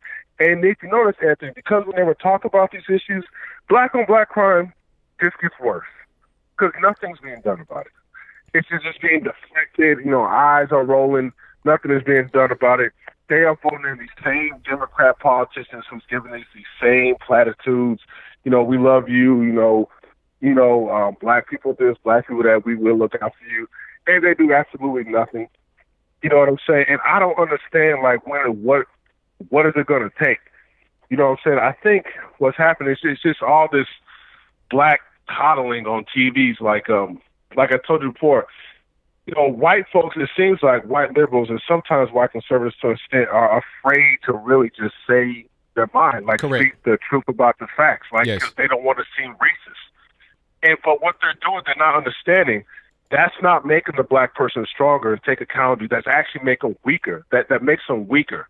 They're not able to see how they're viewed from the outside. And then when we try, it's crazy. we try to do it as black people. We are going to be called coons. You know what I'm saying? They're not going to listen to us. But it just feels like if a white person says that they want to listen, but I just feel like if white people want this to stop, I don't know. I think sometimes white folks got to find their own strength, man, because I feel like a lot of them are really, like that last caller said about the hate crime and everything. But if you're not really vocally loud and saying about it because you're afraid of being called a racist, then nothing is going to change. You know what I'm saying? The conversation has to happen. I remember one of the most famous things Malcolm X said. He said, if you want to solve the racism problem, the white man and the black man has to sit down. The black man has to allow the white man to say whatever he wants to say without getting offended. And then the black man has to say whatever he wants to say about the white man without getting offended. And then y'all work from solutions from there. Okay, you laid everything out the table. This is what you found as a problem. I lay everything out. Okay, how can we come up with solutions? This racial conversation, if you notice, it's because we never really had a true conversation on race where it's politically incorrect. It's all PC, man. Yeah. And I feel like if we ever did, black people have got to not get offended. I mean, it's going to be tough, but because I feel like a lot of us do get offended if white folks say, well, why you do this? There's going to be a lot of emotion, but they can't get offended because anytime they get offended and they call it racist, the conversation never happens. Yeah, it ends and right then there. The status quo remains. It ends right there because as soon as the R word gets brought up, then people get scared. And I kind of understand that because being called a racist is like worse than getting called a child molester or something like that. But people got to fight back against that. They say, look, I'm not a racist. You can't just use that against me because I'm white. You just can't do it anymore. So yeah, that has to come to an end pretty soon. Yeah, and with the age of Donald Trump, Donald Trump is fighting back. It's crazy. Trump said a lot of Republicans will not survive what Trump is doing because a lot of them will bow out, apologize. Oh, I'm sorry. I didn't mean Trump. Trump hasn't apologized. They call him every name in the book. And the thing is, Trump is attracting black people because logical, intelligent people will listen to Trump and be like, I haven't heard of this man say one thing racist about black people. Like, how is he all of a sudden the world's worst racist? The man has not said anything about black people. That's right. But anyways, man, in other thing, I just want to break up this whole Mueller thing. You remember when I told you, Mueller's going to put something in that report that leaves, it's going to be, some of it's going to be good for Republicans and good for Democrats. Yeah. The fact that he left that small, stupid sentence, this doesn't exonerate Trump. My God, man. Right, because now you kind of open the door into a new investigation. Exactly. And I knew he was going to do some neutral crap. I don't know. He just comes off as anti-Trump to me. You know what I'm saying? Trump was talking a lot about him. I don't know. Maybe Trump probably shot himself in the foot talking a lot about Mueller. I don't know. But exactly, man, when he says this doesn't exonerate him, I'm like, oh, my God, on the structure. So now, if you're watching the media, man, especially liberal media, it's like, because, man, they are pissed. They wanted to build, they wanted him to be a Russian asset. It's like, you would think the country would be happy that, hooray, our president is not a Russian asset. No. So what that should tell the average American is that these people are always dishonest. This is a witch hunt. They just want Trump impeached. This is purely political. It's like, you cannot seriously watch the media and not see that this is political. How are you angry that your president is not a Russian asset? Right. You know what I'm saying? It goes against the narrative. It goes against the narrative. That's all. Yeah, exactly. And now they're like, well, the Democrats, they need to do more of that. We need to find out why he didn't say that Trump didn't obstruct. So now, bro, we about to have another 2 years on this garbage. It's never ended, man. And I'm about to get off. I know you got to go, man. I'm just, I watched The View. The only reason why it's interesting, sometimes you get, I like to see liberals' responses. Yeah. And, man, just listen to, not Joy Behar, the black lady, not Whoopi Goldberg, but the other one. God, she gets on my nerves, man. She's that attorney. I forget her name. Man, she gets on my nerves. But she's just so stupid. Sonny Holstein? Yeah, God, man. I think she's worse than Whoopi Goldberg. Yeah, man. She's worse, definitely. I cannot stand that woman, man. But she was all like, Well, this is the Bill Barr report. Nobody knows what happened. If we didn't see the report, I'm not going to believe it.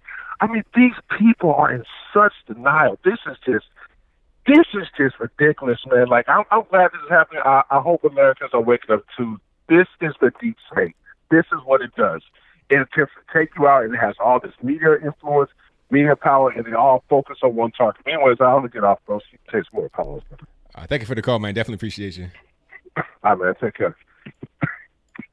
All right. Thank you to Tariq for the call. Always a great call. And I know he was really feeling that one because I was feeling him on that one too. So shout out to my man Tariq. A lot of truth bombs being dropped. I got some video here I want to play before I get to my next calls. I know you guys have been calling in. Just give me a moment. I'm going to try to get everybody on as soon as I can.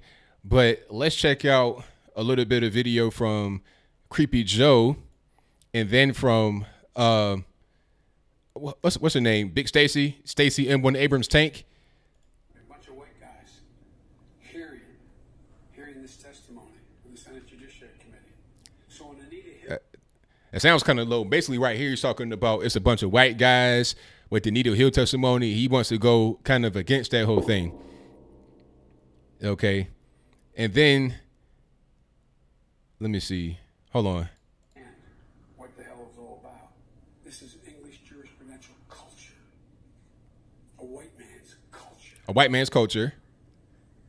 It's got to change. It's got to change. But, sir, do you see yourself? I see you. Do you think we can't see you, sir? You're a white male. I'm looking at you right now. So if it's got to change and you can't be the president, do we have any logic? Now, here's Stacey M1 Abrams Tank saying that she does not want to play second fiddle. You don't run for second place. I think my responsibility. She says, second place, I'm not running for that. So she wants to be the president. So it ain't going to be no vice president or nothing like that. But, ma'am, if you couldn't win the governorship in Georgia, how are you going to become the president? You're not even in government right now. You're not even in government. What makes you have any kind of chance of winning at all? Who are you? Like, you really are nobody. But I got some video from, I think Trump is on Hannity right now. I'm going to try to play some of that right quick. Let me see if I can. Let me see if they'll allow me to do it. Hold on, right quick, you guys. I'm going to try to do something with this chat. Yeah, let's hide the chat. The interaction between Comey and Loretta Lynch when he said it's an investigation, she said, no, it's a matter. Well, first of all, Doug Collins is fantastic, the job he's doing. He's been incredible. I wish he were chairman, but he's not. But we're not off by much. I think we'll retake the House because they see what we've done and they see the confusion and everything there. All they want to do is investigate, and now the investigation is turning out to be something that's not very good. And Nancy Pelosi is smart. She's right in what she's saying because, to be honest with you, especially now after this great result, because I didn't know, you just can't, when you see the people that we're talking about, you just don't know that you're going to get a no collusion answer, a strong no collusion answer. But I will say, I want to thank Doug Collins. I'll also say that... Okay, I'll try to get back to that, but I got to keep on with the show. So shout out to Trump. I might even do a reaction to this because sometimes he'll do this. Sometimes he'll go on Hannity and just talk. Like, I've seen him sometime on Fox News in the morning just talk for like a half hour and just get everything out there. And then from that, like, dump, the media will take a whole bunch of stuff from that, and you got news for days, especially Fox. They got plenty of news because it can happen on their network, but the leftists, they got news as well. But since he said it without being edited or interrupted, it's hard to actually fake it because you can go back and then you can hear what he said. They'll try to fake it, of course, but once you got the record, then it's hard to kind of go back. It's hard to kind of go back and fake that. But let me get to my next call. All right, caller, you on the line. Hello, Anthony. It's your favorite MSNBC personality and androgynous TV show host, Rachel Maddow. How are you doing, sir? That's an interesting voice, but I'm doing just fine. I saw you the other day. You look kind of down in the dumps because of the Mueller report being released, and you didn't get the result that you wanted. Are you okay? Well, I didn't get the result I wanted because the fact of the matter is that I have to report on reality. And for the past 2 years, I've been doing that. And the Justice Department just doesn't want to use the contribution that I've made in order to save the country. So, yeah, you could say I'm down in the dumps. Contribution, like, what would that be? I'm not really sure, because just fill me in. I'm not really sure what you contributed. Look, Anthony, I've talked to you, how many times before? It's been a few times, you know. And every time you just go through life with this blindfold all around your face, knowing that, you know, you as a male, as a cisgender, as a privileged person, you could just you feel so safe over there with your nice new hat, the the adjustable the adjustable back and everything. But some of us are actually trying to, get to the bottom of how Russia stole our democracy. And meanwhile, you're fine with just eliminating our democracy here with your YouTube and its hate spewing. Well, the report from Mr. Bob Mueller said that there was no collusion between Trump and the Russian Federation or the Trump campaign and the Russian Federation. So, I mean, we're talking about 2 years, over $25 million. What more evidence would you like that there was no such thing as Russian collusion, Russian interference, or anything like that? Well, Anthony, I could tell you that I learned a lesson back in 7th grade when I was given the job of writing a book report on, of course, the, Huckleberry Finn, of course, and I'm sure that you identify with at least one character in that book because you are currently enslaved to the Republican Party. But the report isn't done until I get to read it. Okay, so what are you actually going to find that we don't know yet? Because it's already been said expressly that there's no collusion, no conspiracy, nothing like that. So what are you going to find that we don't know yet? Look, Anthony, I know you think just because you're willing to bury your head in the sand that it's all over, but there are new and special ways that we are uncovering various other angles of this whole saga. So just you wait. Oh, so basically you're going to make up some stuff. You're going to see the report and kind of interpret it in your own creative way. No, we are seeing norms that are being challenged every single day, Anthony. And they have nothing. Mr. Mueller, I'm sure, hasn't been noticing it because look at this. These are have you ever seen bagels sliced in this way in your how old are you, Anthony? 34. You look at this. I saw that today on Twitter. That was that was kind of triggering. Yes, this is the Russian method of slicing bagels, and they've been doing it to America for the past 2 years. They slice off one little portion and another until finally you have nothing left. Finally, you have a YouTube streaming show with 300 people in it, in the chat and whatever, and people suddenly they lose their minds. So yeah, I think that you have to come back to reality, Anthony.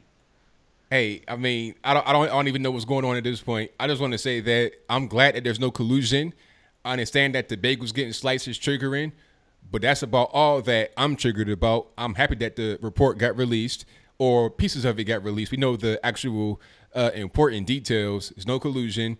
So are you guys going to be able to go back to like regular programming? I'm sure that the Russia thing boosted your ratings. What's going to happen now to your ratings that you can't use the Russia thing anymore?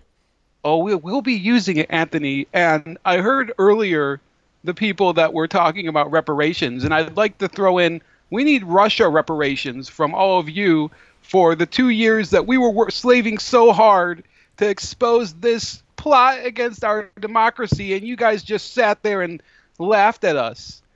Hey, look, I knew that it was bogus from the beginning, and even if you needed some evidence, you got to find the evidence, and that's what we did. So we let the whole process play out, and we have the evidence that there was no collusion, no corruption, no conspiracy, none of that good stuff. We're all in the clear. Well, I hope you tune in tomorrow night, Anthony, because I have a huge bombshell planned. Would you like to know what it is? What's that? We have evidence that points to collusion between Russia and Vladimir Putin. I'm sure you do have that evidence. I'm sure you do. Oh, you can scoff all you want, but this is irrefutable. Okay. Hey, I don't doubt it. I don't doubt it. I look forward to seeing that. That'd be a great victory for you guys over there on the left. Great victory. Okay, I'm going to go now. You can enjoy your evening, you MAGA tovarish. That means comrade in Russian, by the way. I've been using Duolingo, so. Okay. Have a good night. All right. Thank you for the call. Bye-bye. All right. So shout out to Rachel Maddow. That was really her. That was not a troll. That was not anybody with a weird bookshelf calling in, trying to be. That was really Rachel Maddow. So shout out to her. And yeah, Rachel Maddow, the thing about her, have you guys ever seen her like dressed down, like with her regular clothes on? When she goes on MSNBC, they kind of like put her in a little pantsuit type get up. She looks okay, but you see her off camera, you're talking about truck stop mechanic. Her name is Sid from Bloomingdale, Illinois, when she's off camera. That's kind of how she looks. Really rough. And it's hard to take her seriously when you're talking about a person that looks like that, calling the news. I mean, I don't know. Like, if I go to Valvoline and I got Billy Bob working on my oil change and my tire rotation, and he's talking about Russia this, Russia that, I got some real information from Bob Mueller. I'm like, all right, man, just go ahead and put my synthetic oil in there, put the cap back on, put the lugs back on, and go about your business. How about that? Enjoy your coffee. But let me get to the next call. 773, you're on the line. Who am I speaking to? Hey, ABL, it's Windy City. How's it going, man? Everything's good, man. How about yourself?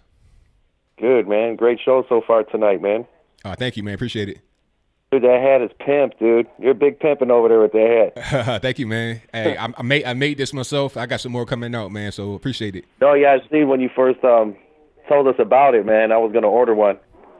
Yeah, man. They're on the site, so whenever you're ready, man, it's right there for you.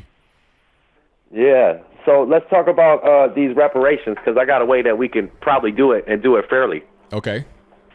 Since all these Democrats think it's a good idea to take the power of the state and just make all American citizens pay for something pretty much 99% of us had nothing to do with. Why not make the DNC and the Democratic Party and every Democratic registered voter pay for slavery, since they are the party of slavery? Hey, it makes perfect sense to me, 100% correct, because the Republicans were formed in 1861 to end slavery because they were abolitionists.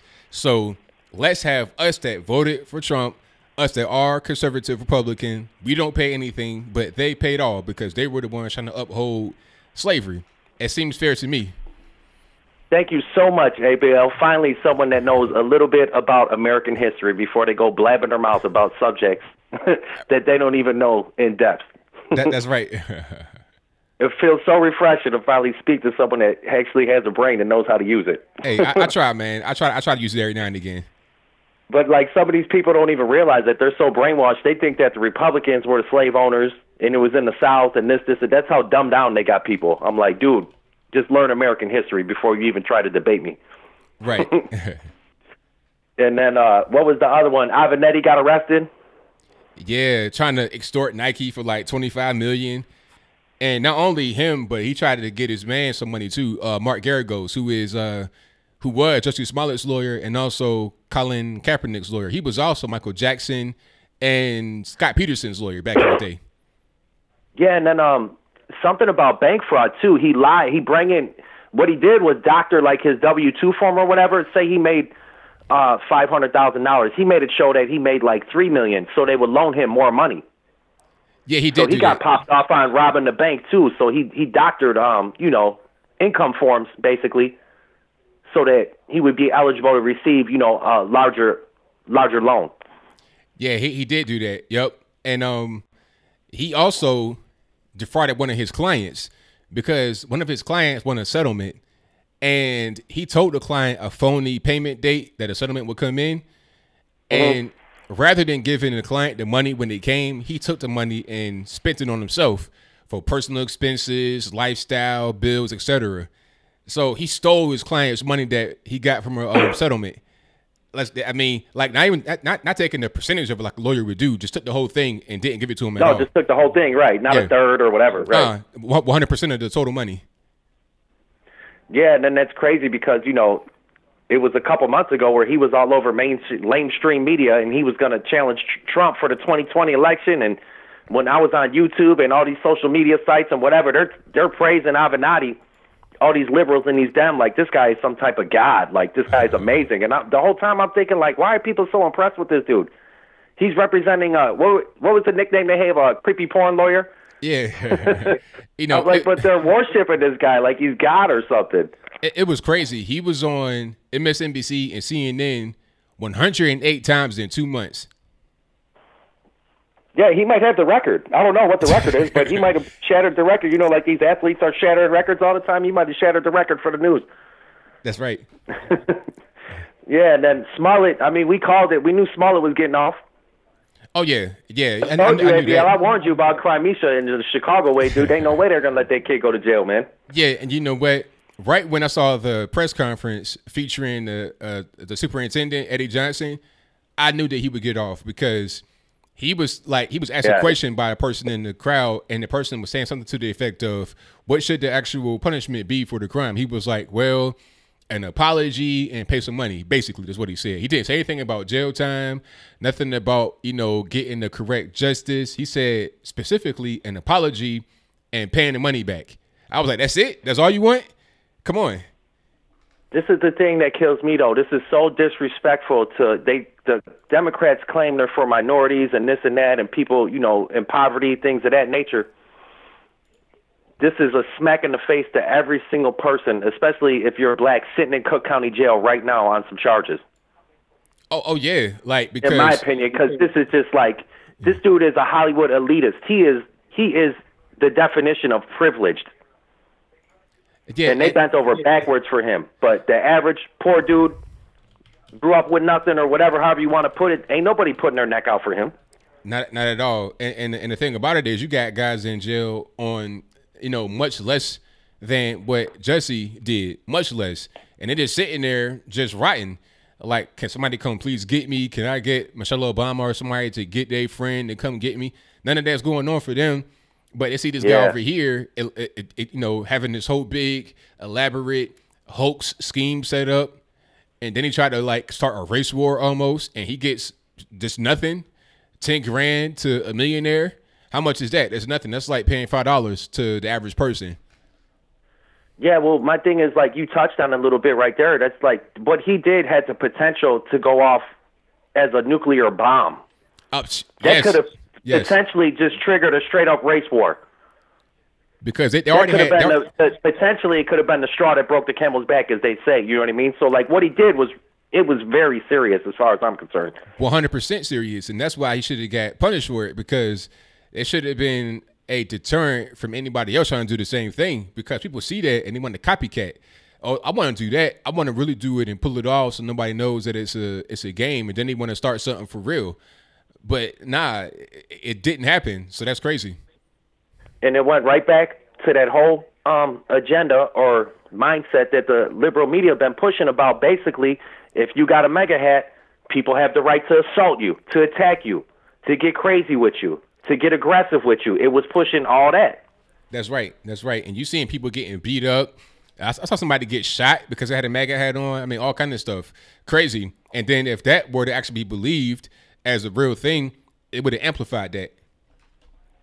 Right. It's just crazy. It's out of control, man. Yeah. But I do got some good news, though. I don't know if you've seen it.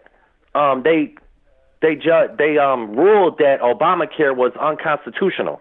I did see that. Absolutely. And I think before you know it, we'll have that get overhauled and just removed. We already got the individual mandate out of here. So starting in 2019, the calendar year, starting in 2020 for the 2019 calendar year, we don't pay any more penalty if you don't have any kind of health insurance throughout the year. Yeah, which is a blessing. And this is my thing. They always have to disguise their evil and their bad with good. They're trying to push all this universal health care. They're showing it in a good light, but it's also they can push some bad agenda in the reality. That's right. Absolutely. But my thing is, how come nobody called these people out? Are you familiar with the healthcare packages that congressmen and senators get? Oh, it's totally different. They have a whole different. It's not no Obamacare. No, not at all. It's a whole different thing. So my thing is, since we're the guys that foot the bill, how come we can't get the health package that you get, since you want to nationalize health insurance? How come these reporters won't ask the real questions? Right. That's a very good point. How come I don't get the health insurance that you're privy to and your family gets? Right. And these guys, you get elected senator one time or Congress one time, you got health insurance for life. Right. You do one term, 4 years or 6 years, whatever it is, you got life health insurance. Have you ever worked a job where you work a year or a couple months and then for the rest of your life that job provides you, besides the military, which is a whole nother thing? But you know what I mean? No, it's not fair. Yeah, if you just go somewhere you work and you're gone after a year, maybe even 10 years, you're pretty much done.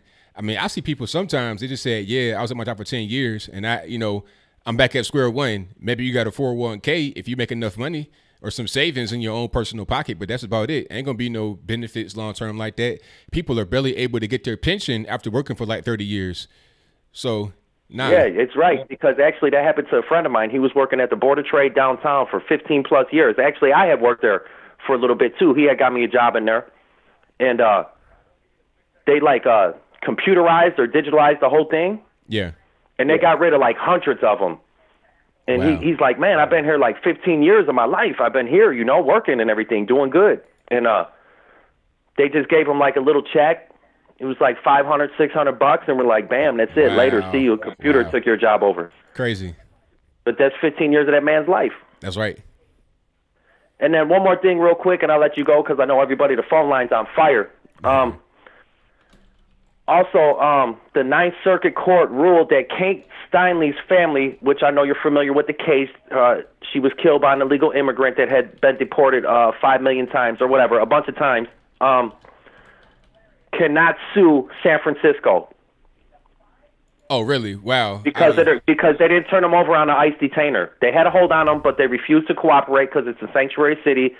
You know the whole story about what happened to her. Yes. But the Ninth Circuit Court, I call it the circus, ruled that she cannot, her family cannot sue San Francisco for releasing him. That's crazy, and they should be able to sue because that's a direct link because their policy enabled that situation to happen. If it was not for their policy, put them back on the streets. Yeah, they put them right back out there, and then that's why she's passed away now. And they willfully went against federal law. But I'm thinking now what happens, I don't know, maybe you can help me out, is that'll go to the Supreme Court, and that's going to get overturned, and I'm hoping that's what's going to happen. It may take time, and that's going to open up the floodgates for all these sanctuary cities. You're going to watch, if that goes down the way that I'm hoping it does, all these families going to come out and sue all these sanctuary cities. I think you're right about that, about the Supreme Court going up to them and then they'll overturn. And that's another big thing why, I voted Trump in there because I understood that the Supreme Court, this can, change the entire country for generations to come. I mean, for like 100 years, yes. Because things happen right now are going to set the precedent for the future. So this is very important to go to the Supreme Court. You're absolutely right, ABL. And then real quick, one more thing I forgot about Kimberly Fox. I know a few people, I talked to people, whatever. Soros gave her $400,000 on the books, but from what I understand, there was a lot of off the records money that was handed back and forth between that whole situation as well. Not directly with the Smollett case. I don't really know. That's still coming out, but I'm talking about as far as her getting elected. Oh yeah, there was $400K on the book that she got, but there was also a lot of other money and things that were involved with that are not on record. Yeah, I don't doubt it. I don't doubt it at all. It makes a lot of sense. Yeah. So, I mean, it came from more than one reliable source. So, in my mind, it's pretty much confirmed. But, right. Like you said, not surprising. But, all right, ABL, I'm going to listen to the show, man. Appreciate taking my call, and take it easy. Thank you for the call, man. Definitely appreciate you. All right, no problem. All righty. Thank you to Windy City for the call. Most certainly appreciate you, boss. And shout out to the super chatters right quick before I get to my next call. And thank you all for joining. We still got 272 live in the building. Please give me a thumbs up if you like what you've been hearing so far. Also, share the video. Do all that good stuff. Favorite it. If you're not subscribed to me, I don't know what you're doing. Just go ahead and subscribe and I got this hat and some more up under me.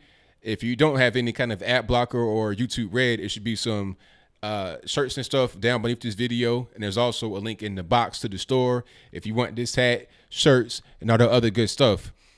But let me see. Shout out to the super chats. Hold on right quick. Let me read those off.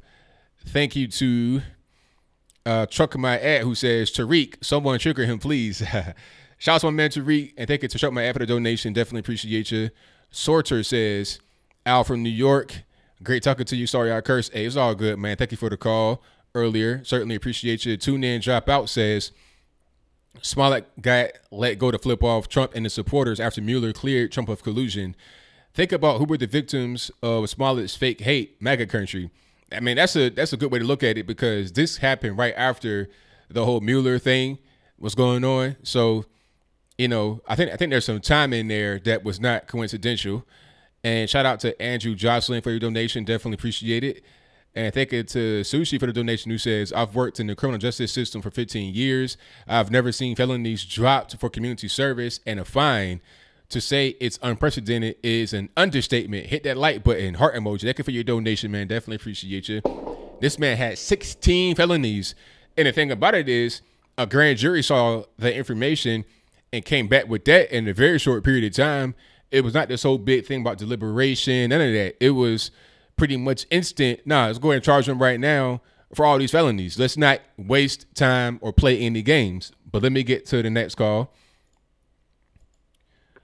416 on the line. Who am I speaking to? It's Cigar Bucks. How are you doing? Everything is good. About yourself? Not bad, man. I was just thinking about something here, and it was the Democrats are running around and they want all these illegal aliens to vote, right? Mm-hmm. So they're not American citizens. They're foreigners. And that would mean foreign interference in the election, would it not? That would be correct. So why do they give a crap about this Russian thing? Hey, you know what? I was thinking the exact same thing for a while. It's like, okay, if you want to have foreign nationals come over here, and it's not even about just them wanting the people to come over here illegally and doing whatever they want. They're encouraging them to do that. Like in California, they were trying to get illegals to vote, like on a local election, and then they were trying to downplay it, talking about, oh, it's not a real big deal. They're not voting for the president. It's only a local election. But it's like, look, I don't care what it's for. They're voting. They could be voting for dog catcher. They could be voting for best dress at the prom. I don't care what it is. If you're not an American citizen, you shouldn't be voting. It's pretty simple. But then they want to cry about my Russia this, my Russia that, with zero evidence. Meanwhile, they're advocating for foreigners to come in here and vote without being a citizen. It's crazy. Yeah, like I really wish that. Actually, I hope Trump brings that up when he's doing his re-election thing. Oh, he has so much material to work with. It's crazy. And I have an interesting little something here about the reparations. Yeah. And I was thinking, the people that are getting it, they were not directly affected by slavery. Their parents weren't. Possibly some of the people here have their grandparents who were somehow affected by it, who went through it. But I would say, okay, listen, we'll work out how much money it would work out to be, and here's how much it is. So they're all standing there with their hand out, ready to get that check, and you go. So I guess you understand that slavery is probably one of the worst things to ever happen. To which they would say, "Of course, give me the check," and then somebody should put out, like on the Senate or something. Then why don't we take all this money and fight the approximately 40 million people who are living through slavery right now around the world? Yeah, I mean, that seems to be a topic that doesn't get really discussed. It kind of gets ignored. Like, slavery was only here in America, and that's it. We don't talk about anything else that happens around the world. We don't talk about the whole situation. That's a good point. what do you think the reaction would be? Not too. It wouldn't go over too well, in my humble opinion. Yeah, I think of weird stuff sometimes. Anyway, I'm going to let you go. A lot of callers, I noticed. So have a good night, man. Thank you for the call. Definitely appreciate you. Bye. Thank you to Cigar Box for the call, as always. Most certainly appreciate him. And shout out to all you guys in the building. If you're on the line for a while, I'm sorry. I'm going to try to get you on as soon as I can. Let's get to my next call here. 301, you're on the line. Who am I speaking to? This is JB. What's up, man? Everything is good, man. What's happening? Hey. I want to tell you, man. Have you seen Kel? What's that dude made that movie? What's his name? Kel something? What's his name? You know what I'm talking about? From what? From that movie called Us. I forgot the dude's name. You just saw his producer. You talking about Jordan Peele?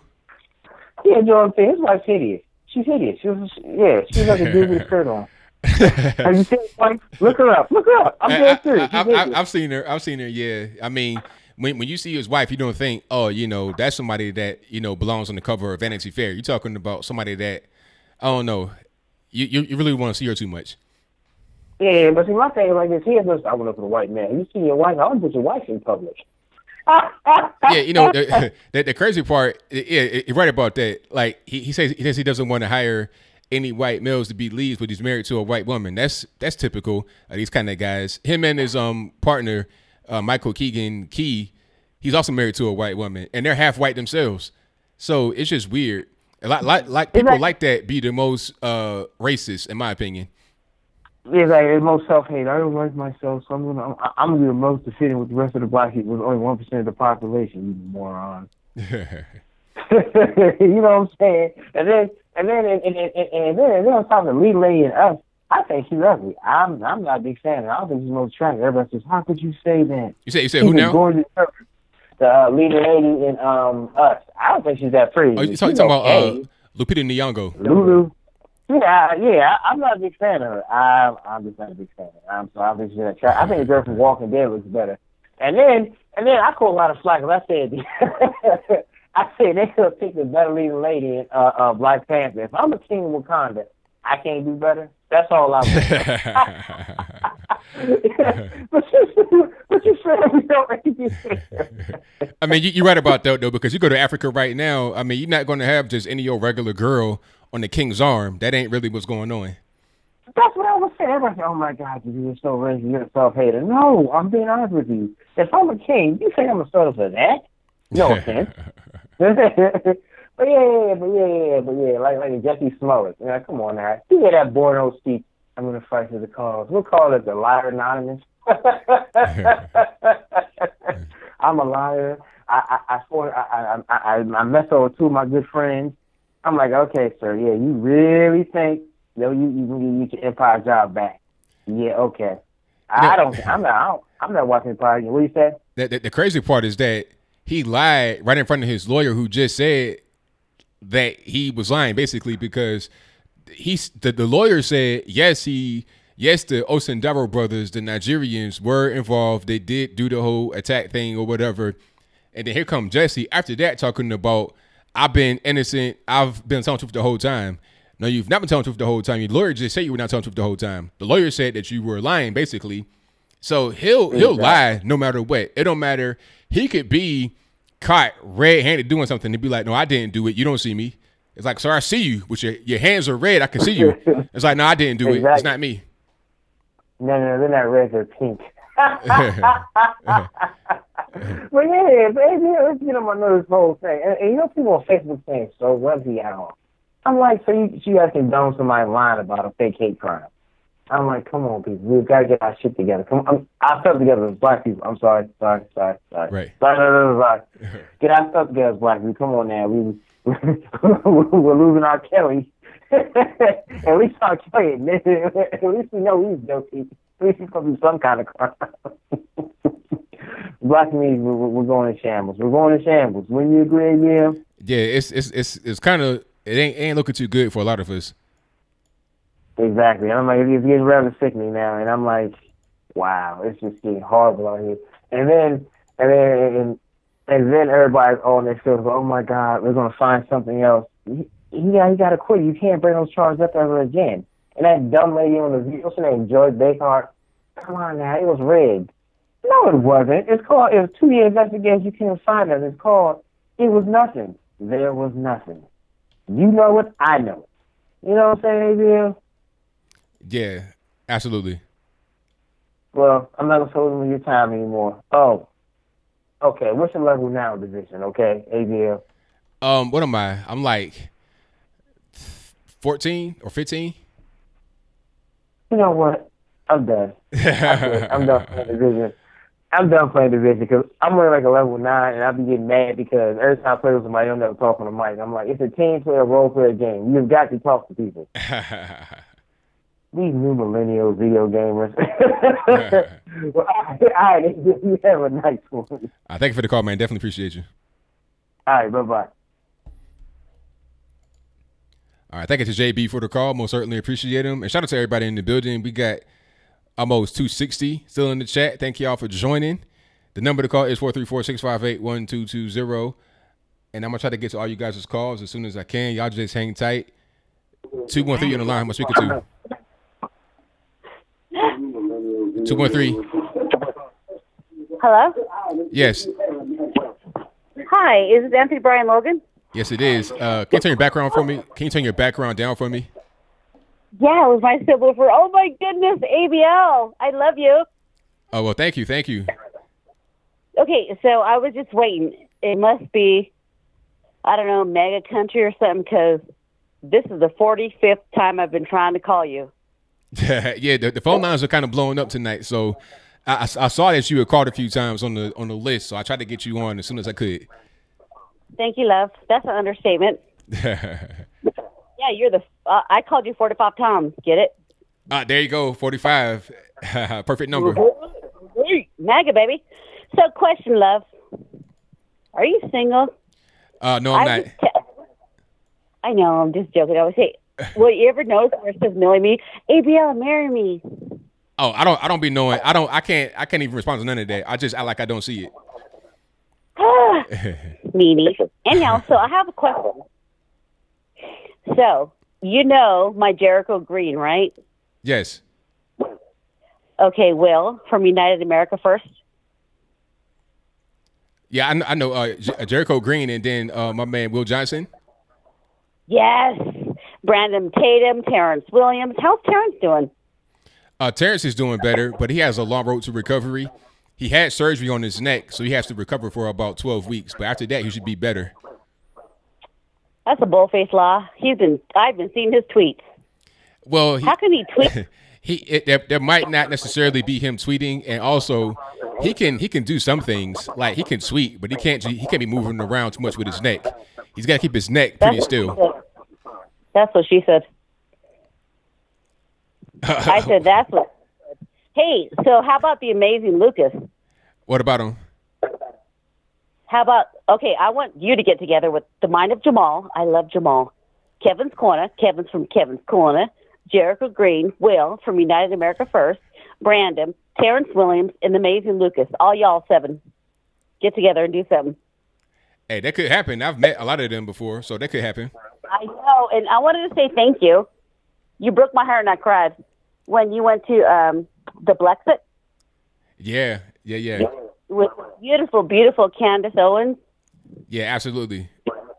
I love it. Yeah, it was kind of like, I mean, the audio wasn't all that and da-da-da, but you got in there and da-da-da, and you did your thing, and yeah. Yeah, it was a great event, and we'll do more of those as well. We go across the country doing things, so I'll be with them again. I just want to say thank you. I'm not African American or black or whatever. I'm Sephardic Jewish. I'm Spanish Jew. But yeah, you guys are my inspirations. And even my boyfriend says, he's like, what? I'm like, I don't know. It's just amazing. It's just like the Blexit thing because, you know, I'm hardcore Republican. I have been since I was 12. You know, I was raised that way in Arizona, whatever. But I'm stuck in Susanville, California. But that's beside the point. So the point I'm making is this. It's like and I love it. I don't want to get emotional and stuff because would it be racist if I say I cry sometimes? That's not racist. You're a human being. It's perfectly fine. Yeah, but I cry because it's just like all these African Americans. I don't want to say, oh wait, what did Terrence say? Don't call me African American. I'm American. Nah, but I understand where you're coming from. It's like you're appreciating what you see from us. Of course I do, and I love it. You know, and I want to say thank you for everything you've done and you're doing, and just continue on with what you're doing. Well, I thank you for the call. Definitely appreciate you. All right, well, you take care and God bless, and I'm going to be watching you. All right, now. Thank you. All right, bye-bye. All right, shout out to the caller. Most certainly appreciate her. Okay, let's get to where we at. Let's get to the next call. Victor, what's going on? Hey, thanks for taking my call. Hey, no problem. Yeah, I'm here working late in my new dungeon. Okay. Because ever since that Mueller report came out, I have to jump ship and go to a new location. So anyway, the Jussie Smollett thing, I knew that he was going to be innocent or whatever you want to call it. I just knew that he wasn't going to go to jail. But there is a bright side to it. It looks like that the system is really not racist, as black people want to say it is. That's a very good point. This man had 16 felonies on his back, and he goes home scot-free. So where's the racism? I don't see it. Yeah, exactly. And it's funny how earlier when they found out that Jussie Smollett was lying, CNN found some way to twist the story to say that, well, the Chicago police was able to work hard to find out what Jussie Smollett did, but they can't work this hard to find out these unsolved murders in Chicago. And I'm like, for one, if you see a lot of them, they're done by drive-by shootings and illegal guns. So how can you find that? How can you find the killers? Yeah, exactly. And then the thing about it is people aren't telling what's going on. They got the no snitching rule. So if you go to a place where somebody gets shot in front of a crowd of people, there's 100 people out there, and then the police say, hey, did anybody see anything? Can you call this number? And nobody calls. I mean, what are you really going to do? You got to have people to actually help the situation rather than just ignoring it and protecting the killers. Yeah, exactly. So back to the Mueller report. I can't believe that liberals or the left could get this mad. I thought that they were upset that Trump got elected. Then they got more upset when Kavanaugh became the judge in the Supreme Court. And now they took it over the top with the Mueller report. Yeah, but you know what? It's because day by day, week by week, month by month, year by year, they're losing the grip on the presidency. Because when he first got into the office, it was like, okay, we might have a chance right now to get him out. We can reverse it. We can do a do-over. We can do election over again. But that's not happening. And he keeps just digging himself more into the actual government, and he's becoming a fixture. So with each chance they try to get him out of office, they keep getting defeated. They're getting more and more upset because they realize that they're going to have a futile effort on their hands. Yeah, exactly. And you remember when the Clemson Tigers went to visit the White House and he served fast food to the players, and people were saying that how racist he was? Yes. Yeah, well, he did the exact same thing to North Dakota State University, which they were champions of the FCS football. So okay. in college, there's the FBS where the Clemson Tigers played, and it's the FCS. And North Dakota State are mostly white people on that team. That's right. Yeah, and now people are saying, "Oh, look at him, he's cheap." And I said, "Well, when they did with the Clemson Tigers, you said they was racist, Well, but now he's cheap. So which one is it? I mean, to stick with the thing, like if it was racist but not cheap, it can't be cheap but not racist. You can't just, because it doesn't matter what he does. He'll come up with any kind of excuse to say that he is not right for doing it. And the reality is, you're talking about kids in college, 18, 19, 20, 21 with fast food.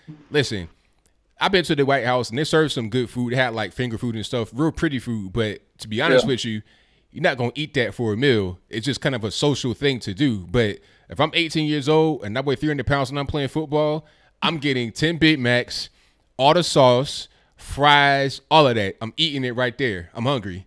The finger food ain't going to do nothing for me. Exactly. And then on top of that, you know, I would be more upset if it was a president that served this food and he doesn't eat them. But you see Donald Trump eating these foods. He said that the McDonald's is one of the go-to foods for him. Right. Yeah. So now with the reparations, you mentioned in the interview that it's possible but hard to ask. Yeah, it's probably not the right ask. Yeah, the right ask. And the prime example that I shared with you on Twitter, I'm going to tell everyone, is Georgetown University. Okay, so back in 2016, they found a list of slaves that they sold, 272 slaves that they sold at their school. And they said that with that list, we're going to trace your descendants, and we will give them free tuition to that school. And it's like, okay, out of the goodness of their heart, they want to do that. That's fine. Now, this year, the student body was voting on to see if they could increase tuition so they could compensate those people who's getting free tuition. So basically, you're not. It's the hard ask because you're asking the students to pay for your evil doing. Right. You're not coming out of your own pocket, but yet though you're putting it on the other people to pay for the students who's going to get free tuition. Right, exactly. Yeah. So anyway, thanks for taking my call. I thank you for the call, man. Definitely appreciate you. All right, bye. All right. Thank you for the call. Most certainly appreciate them. And shout out to everybody in the building. We still got 2045 live in the chat. Give me a thumbs up on the video if you will. I'd really appreciate it. It does a whole lot for me. It helps me keep the party going. And thank you to my man, Wendy City, who says, America is the greatest country in human history. Stay strong and appreciate our blessings. We are all Americans, no matter what color we are. MAGA, 100% correct, boss. Thank you for that. Most certainly appreciate you. Let me get to my next call. 918, you're on the line. Who am I speaking to? Hey, how you doing? This is Trey. Have you seen the Harvey Weinstein breakdown of Jesse Williams? The Harvey Weinstein breakdown? I mean Jussie Smollett. Say that one more time, boss. I said, have you seen the Harvey Weinstein breakdown of Jussie Smollett? The case? No. Oh, I found out. He said that, have you heard about the community service that he's served? He said that as soon as he got indicted, they started making him do community service. So he's been doing this community service as soon as he got indicted. So it's a backroom deal, like they've been saying. Rahm Emanuel and the police superintendent. Police superintendent. Yeah, I don't doubt it because they said he already did it. He said he already did the service. I'm like, okay, why would you do it before you even have any kind of ruling or anything like that? So as soon as he got indicted, they knew what the steps were going to be. Okay, let's go ahead and do community service, do that right now. And like the wheels were turning as soon as everything happened. Like they had people to come in there and fix the whole situation because he was a protected person. Not only because he's a a celebrity, part of the LGBT squad, he also has political connections. You know, he knows Michelle Obama, Barack Obama. His sister knows Michelle and Barack. His sister's been dealing with Tina Chin, going to different things with her, South by Southwest, you know, kind of political rallies. Tina Chin gave the Obamas money. Tina Chin was also in the White House, and she's out there in Chicago. She knows Jussie. She knows Journey. Of course, he wasn't going to do any kind of jail time with those kind of connections from the corrupt side of the government and federal in Washington, D.C., and also in Chicago. That was going to be a no-brainer. Yeah, I heard that also one of the mayor candidates, she's connected to Fox, been knowing her for 10 years. I hope that Chicago makes a right decision not vote her in, but they vote Democrat all the time. I think it's actually two Democratic candidates running against each other. You know, normally it's a Republican and a Democrat in any other place, but not in Chicago. Nah, it's no point. It's like, why even try? Why even try to be a Republican? Like, it's no point. Like, they had to they tried to have a Trump rally in Chicago, and they protested it before he even started to end it. So it was no purpose to even trying to go to a place like Chicago as a Republican. Is, you know, why do it? Yeah, the good news, I want somebody to run up on Van Jones and give him a high five, because he was right about the Russia collusion. It was a nothing burger. You know, it was funny because Van Jones saw the guy that ran up on him and was recording him. You saw him at CPAC, and then he tried to be all tough on camera talking about, here's the guy that ran up on me, pretended he was my friend, and then he recorded me. You didn't put the whole thing out in context, and then James O'Keefe was there. You know, he's the guy that runs Project Veritas that, you know, sends all the guys out there to get the footage. And he introduced himself, and it was like, okay, man, put the whole thing out there. Since you want to just cut it up and misrepresent me, and he put the entire thing out there unedited, nothing changed. He said, it's a nothing burger. That's what he meant. And it was, because we see the report, and we see what the reaction is now from the media. They're trying to come up with other things that are not in the report. They're coming up with their own conspiracy theories. They want to talk about people like Alex Jones. Meanwhile, they're the conspiracy theorists. Yeah. This. What do you think about them voting on the Green New Deal? Oh, the Green New Deal is a mess. I've not seen that one video from the guy Mike Lee.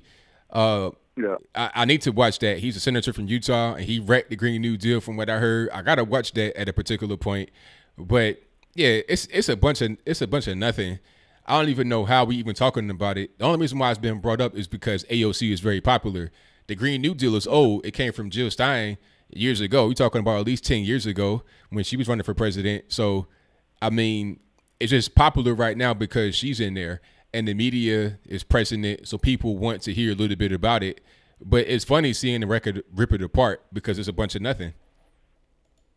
Yeah, it's probably one of my second favorite moment to get, besides Trump getting elected, is watching them bring it to the floor and getting 0 votes and them complaining about it. So, but anyway, thanks for taking the call. I'm gonna let other callers get on. So, all right, thank you for the call, man. Definitely appreciate you. All right. Shout out to the caller. Most certainly appreciate him, and shout out to everybody in the building. The number to call is 434-658-1220. I got a little bit of time left. I'm gonna try to get everybody on as soon as I can. All right, AJ, what's going on? Hey, what's going on, bud? Long time. It's been a minute, man. How's everything going? Life is good. The wife is good. Just living life, loving life, man. Can't really complain about too much here in these great states. Sounds good to me. Yeah, so I wanted to pick your brain on a couple of topics. When I call in, I usually like to talk about Republican political strategy. And I don't know if this is a hot take. I guess I would call it more of a lukewarm take. But with black conservatism on the rise, do you think that in 2020 that could have a indirect or ancillary effect on white swing voters in states that Hillary carried by a small margin? I know that's a long sentence, but Like, think about states where Hillary won the popular vote by less than 5%. So states like Minnesota and Colorado and maybe even Virginia, but I'm not sure. In states like this, where we might have an increase in the Black Republican vote, would that have a side effect on influencing white swing voters? I'll be really curious to know what you have to think about that, especially, you being out there, being at rallies, being at Brexit rallies, MAGA rallies, etc. That's a good question. I'm not sure that we're quite there yet to have the black vote really be influential like that. I'm not sure if we're there yet. I mean, it has changed. I mean, even in 2016, when Trump obviously first got elected, there was a change. He got more of the black vote than Mitt Romney and John McCain just in 2016. And now you're starting to see more of it starting to come out. You got all kind of movements. Not only do you have Blexit, you also have Walkaway, you have Lexit, and you have Jexodus. That's a Jews leaf in the Democratic Party. You got all kind of stuff going on right now. So I'm not quite sure it'd be enough. Maybe I think it'll definitely narrow the gap to where it gets nervous. A place like Virginia, unfortunately, is controlled by D.C. That's where all the liberal people are. And a lot of them are not going to be your black Virginians. They're going to be transient, kind of like San Francisco and New York City. That's kind of how D.C. is. So that might not change too much, but in maybe like a Florida, it could definitely keep that state red because you're going to have more conservatives in the South in general. It's going to keep conservative states that are red already in the South, especially like Georgia. That's not going to change at all. I think it could impact Texas because they're trying to say that Texas is going blue because of demographic changes, but at the same time, you're starting to see more conservatives represent themselves. Yeah, that's not true. I mean, I'm in Texas, and just look at the numbers from the last every single election, and the numbers don't lie.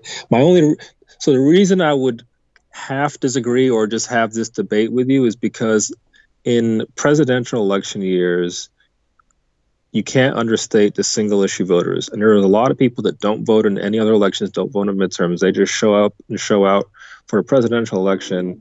They don't do any research on candidates, and they're just going to vote on a single issue. Like, during the Obama years, there was a lot of people that showed up and voted just because of Obamacare, not knowing anything about anything else, or just voting because Obama is black. I think that there is a small chance or a small contingent of single issue voters that could vote because especially single issue white voters that could vote Republican because they see people like Candace Owens on TV, people like yourself on YouTube. I don't know. I mean, that's a good point. That's definitely a good point. So, but I'm not really sure how, because the key we have to do, the key here is trying to get people that are liberal to change. No, I'm not trying to do that.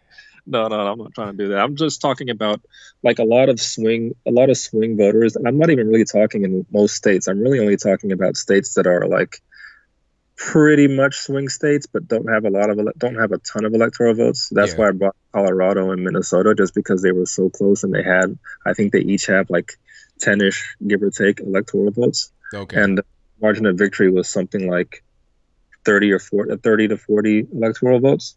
So that, to me, winning those two states effectively puts Trump in landslide category, assuming that he's going to win all the states that he carried in 2016 and he's going to lose all the states that he lost in 2016. Gotcha. Except for those few swing states. Anyway, that's just food for thought. The second thing I wanted to talk about was I've been watching the news, watching mainstream media, and I haven't seen too much coverage of this aspect of the AG's letter. And I'm no legal scholar, but I take the fact that the obstruction of justice was neither, that Mueller didn't go one way or the other, as a indirect or de facto exoneration of Trump. And that might be reaching out on a limb, but I feel like in the wording of that letter, that part of the reason why it's why Mueller chose to not take a stance in either direction, a hard stance in either direction on obstruction of justice, is the fact that in certain situations, you would have to have a crime or a proceeding in process to have this kind of procedure charge be a crime. Like, it couldn't be obstruction of justice couldn't be a thing if there was not an active pursuit of justice for some reason. Does that make sense? I understand what you mean. So you got to actually be obstructing a particular thing. Like, you can't just say, oh, he's acting in a way I don't like, therefore it's obstruction. You got to be physically, or you got to be trying to stop something. Like, for example, like what I'm talking about is that the fact that Mueller said that nobody in the campaign colluded with Russia. That's what would be obstructed. I mean, the pursuit of that investigation is what would be obstructed. So if Mueller confirmed that nobody colluded, or nobody in the Trump campaign colluded with Russia, then there would be nothing that Trump did that would be considered obstructive behavior, because that whole argument would be moot, because there was nobody that was colluding with Russia that he would be obstructing an investigation into them. Does that make sense? It makes sense, yes. Yeah. So to me, it seems like it kind of fits into the mainstream narrative that they would not shed light on this, because the only way because there's essentially there's no out. Like, Barr can't be lying because he's in a situation where at best he's going to lose his job if he was lying or being dubious or whatever, and at worst he's committing a crime. And the same thing, even more seriously, applies to Mueller. So just by virtue of him issuing this letter to Congress, it's like the game is over. Like, the cards are on the table. Like, everybody's hand is face up. So, you know what I'm saying? Like, it just seems like, to me, the whole hoopla about this from the mainstream media, to me, the whole thing is kind of irrelevant, because it's like the argument is over. Like, it's very simple. Like, he said X, Y, and Z, and it's all public record now. And if anybody is lying, then they're committing a crime, essentially. So you kind of have to just take what you're reading as a truth. Gotcha. Yeah. Anyway, that's it. Those are my musings. That's all I got for tonight. I'll try to think up some new hot takes and give you a shout next week. All right. Thank you for the call, man. Definitely appreciate you. All right, bud. See you. I know. All right. Thank you to AJ for the call. Most certainly appreciate him. And shout out to everybody in the chat. Let me get to my next call. Oh, I had my man right there. He'll call back. And thank you to everybody. There we go. Nippin, what's going on with you, man? Not much. How you doing? Everything's great. Can't complain. Yeah. There's no collusion in Russia. How many times do we have to say this? That's right. Zero collusion. None whatsoever. Yep. And obstruction of justice, I hear. Yeah, they're trying to say that Trump obstructed justice, but there's no evidence of that either. Yep. That's all Democrats do these days. They have no, they have no evidence, and they're trying to play the victim. That's right. And, yep, Brexit is in complete and utter shambles in the UK. It's going nowhere. Yeah, I mean, I've been seeing a lot about that. So what's the next actual development that's happening as a result of Brexit? Brexit. Brexit is in the US. Okay. I'm getting confused. Brexit. What's the next development? Because I've been hearing that they have delayed it. What happened? What's the newest? It's been delayed. We were meant to leave on, what's the day today? Today's 27th. Yeah, we were meant to leave on the 29th. Wow. And that isn't going to happen. So when's the next date that they're going to try to leave? Thing is, the EU is a dictatorship, and they will try and push it forward and forward and forward. They'll bully us into, and Theresa May will keep on giving and giving and giving and giving. She's just feeding the egos of the EU. That's all she's doing. Right. That's what it sounds like. Yeah. Eventually, come next general election, she's gonna be voted out. Now, who's going to take her place, though? Will it be a more conservative person? Like, who would you... Personally, I would want Nigel Farage. But the problem is he'll never join the Conservative Party. Why is that? Because he thinks they're too liberal. Gotcha. Okay. But I want him or Jacob Rees-Mogg. Right. Yeah. And...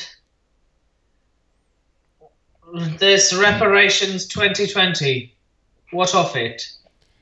It's kind of a long story, but people are talking about reparations. A lot of presidential candidates are talking about that. Yeah. Well, there's only one winner, though. There's no point. You say there's only one winner. Who would the winner be? Donald Trump. How you figure that?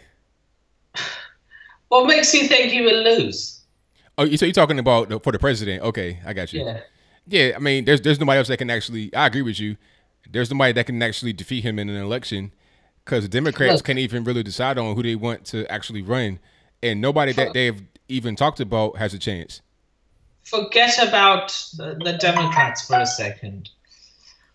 Incumbents, in most cases, have a 75% chance of being re-elected. That's right. And it's a fact. Obama in 2012, Bush in 2004, Clinton in 1996, and Bush Sr. would have been had it not been for his lie about taxes. Right. That's the only thing that cost him 1992. Yeah, and Ross Perot splitting the vote. Yep. And what's this extortion going on here? Oh, you've not heard about that? Make a long story short, Michael Avenatti, you remember him? Briefly. Yeah, Stormy Daniels' lawyer, he tried to extort Nike for $25 million. Oh, no. Not again. What, Nike? You mean this? Yes. Oh. That's weird. Yeah, pretty much. Now, what did Nike do? You gotta read up on the story because it's kind of long. But basically, he had some allegedly he had some dirt on them, and he was trying to reveal to the media. And if they did not pay him, he was going to reveal the dirt. But I'm not really sure what the dirt is. I've been hearing that he was talking about they're paying college basketball players, but it could be anything. Basically, he was trying to extort them, and they didn't want to do that, of course, because that's not legal. And now you got arrested. Oh, that's just stupid. Yeah, Nike has been caught in some social justice thing these days. I mean, Colin Kaepernick, then Serena Williams. Yeah, pretty much. Someone in the comments says, my yellow football shirt reminds him of the yellow vest. Maybe I should just wear it in all my live streams now. Yeah, go for it. As a symbol. And anyway, how have you been doing? So everything's been good, man. But I'm gonna go ahead and get to I'm gonna show this video right quick, and then I'm gonna go ahead and wrap it on up. Did you hear about Mike Lee on the Senate floor?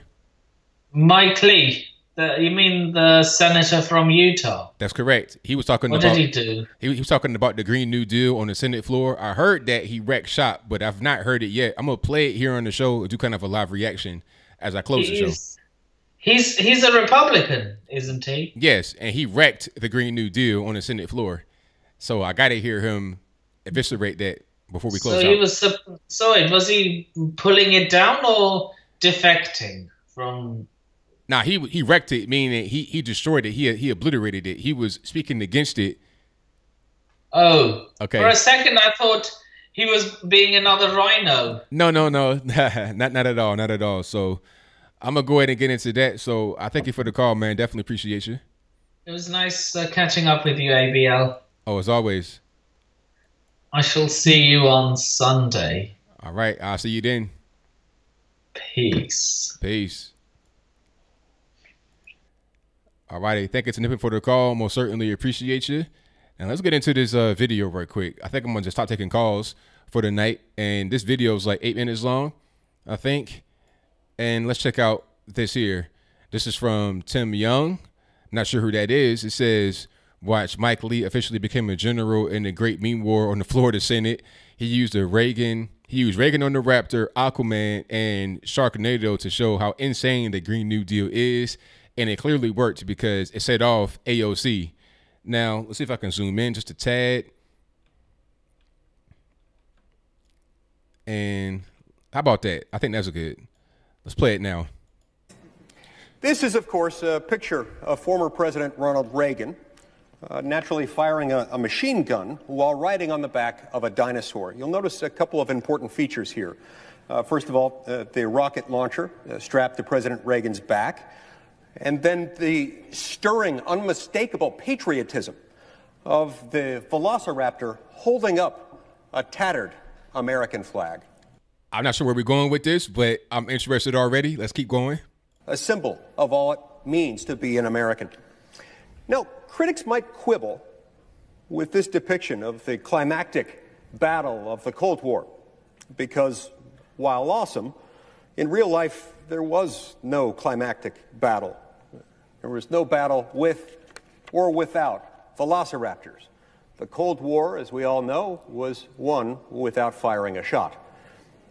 But that quibble actually serves our purposes here today, Mr. President, because this image has as much to do with overcoming communism in the 20th century as the Green New Deal has to do with overcoming climate change in the 21st.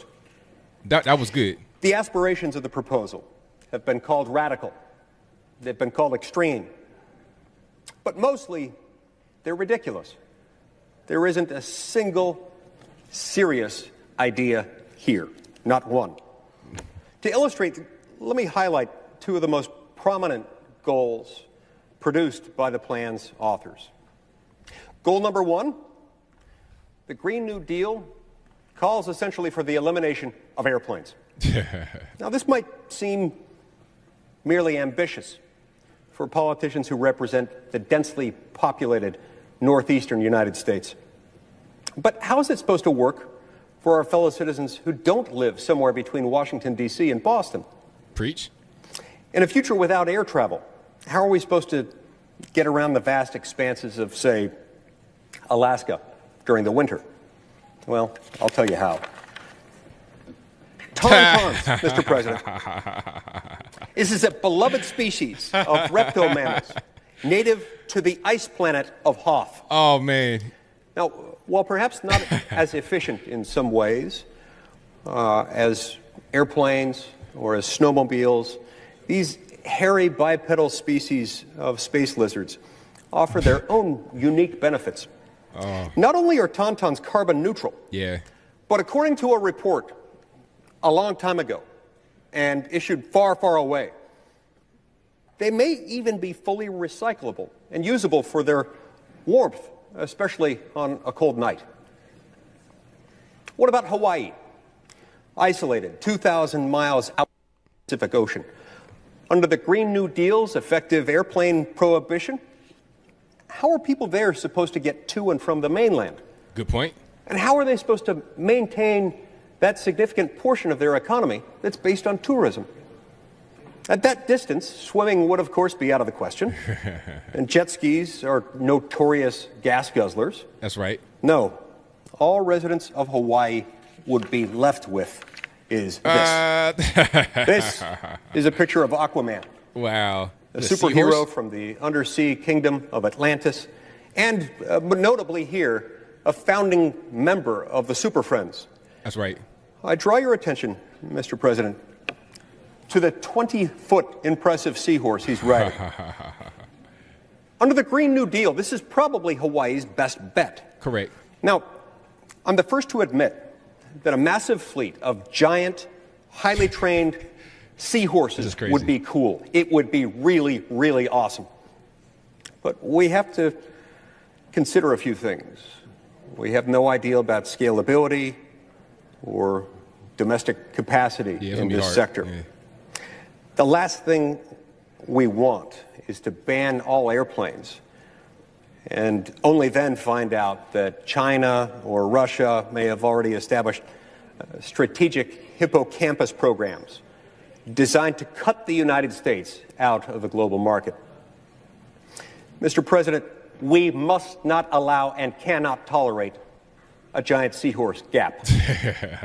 Goal number 2. The Green New Deal anticipates the elimination of all cows. Yeah. Talking points released by the sponsors of the resolution the day it was introduced cited the goal of, quote, fully getting rid of, and I'll paraphrase a little bit here, flatulating cows. That's right. Now, Mr. President, I share their concern. But honestly, I think you've got to remember that if they think the cows smell bad, just wait till they get a whiff of the seahorses. But back to the cattle. I've got a chart to illustrate this trend. As you can see, Mr. President, on the left, these little cows represent the bovine population. Look at her. She can't even keep her face straight right here. That's hilarious. But keep going. Of America today. On the right is the future population under the Green New Deal.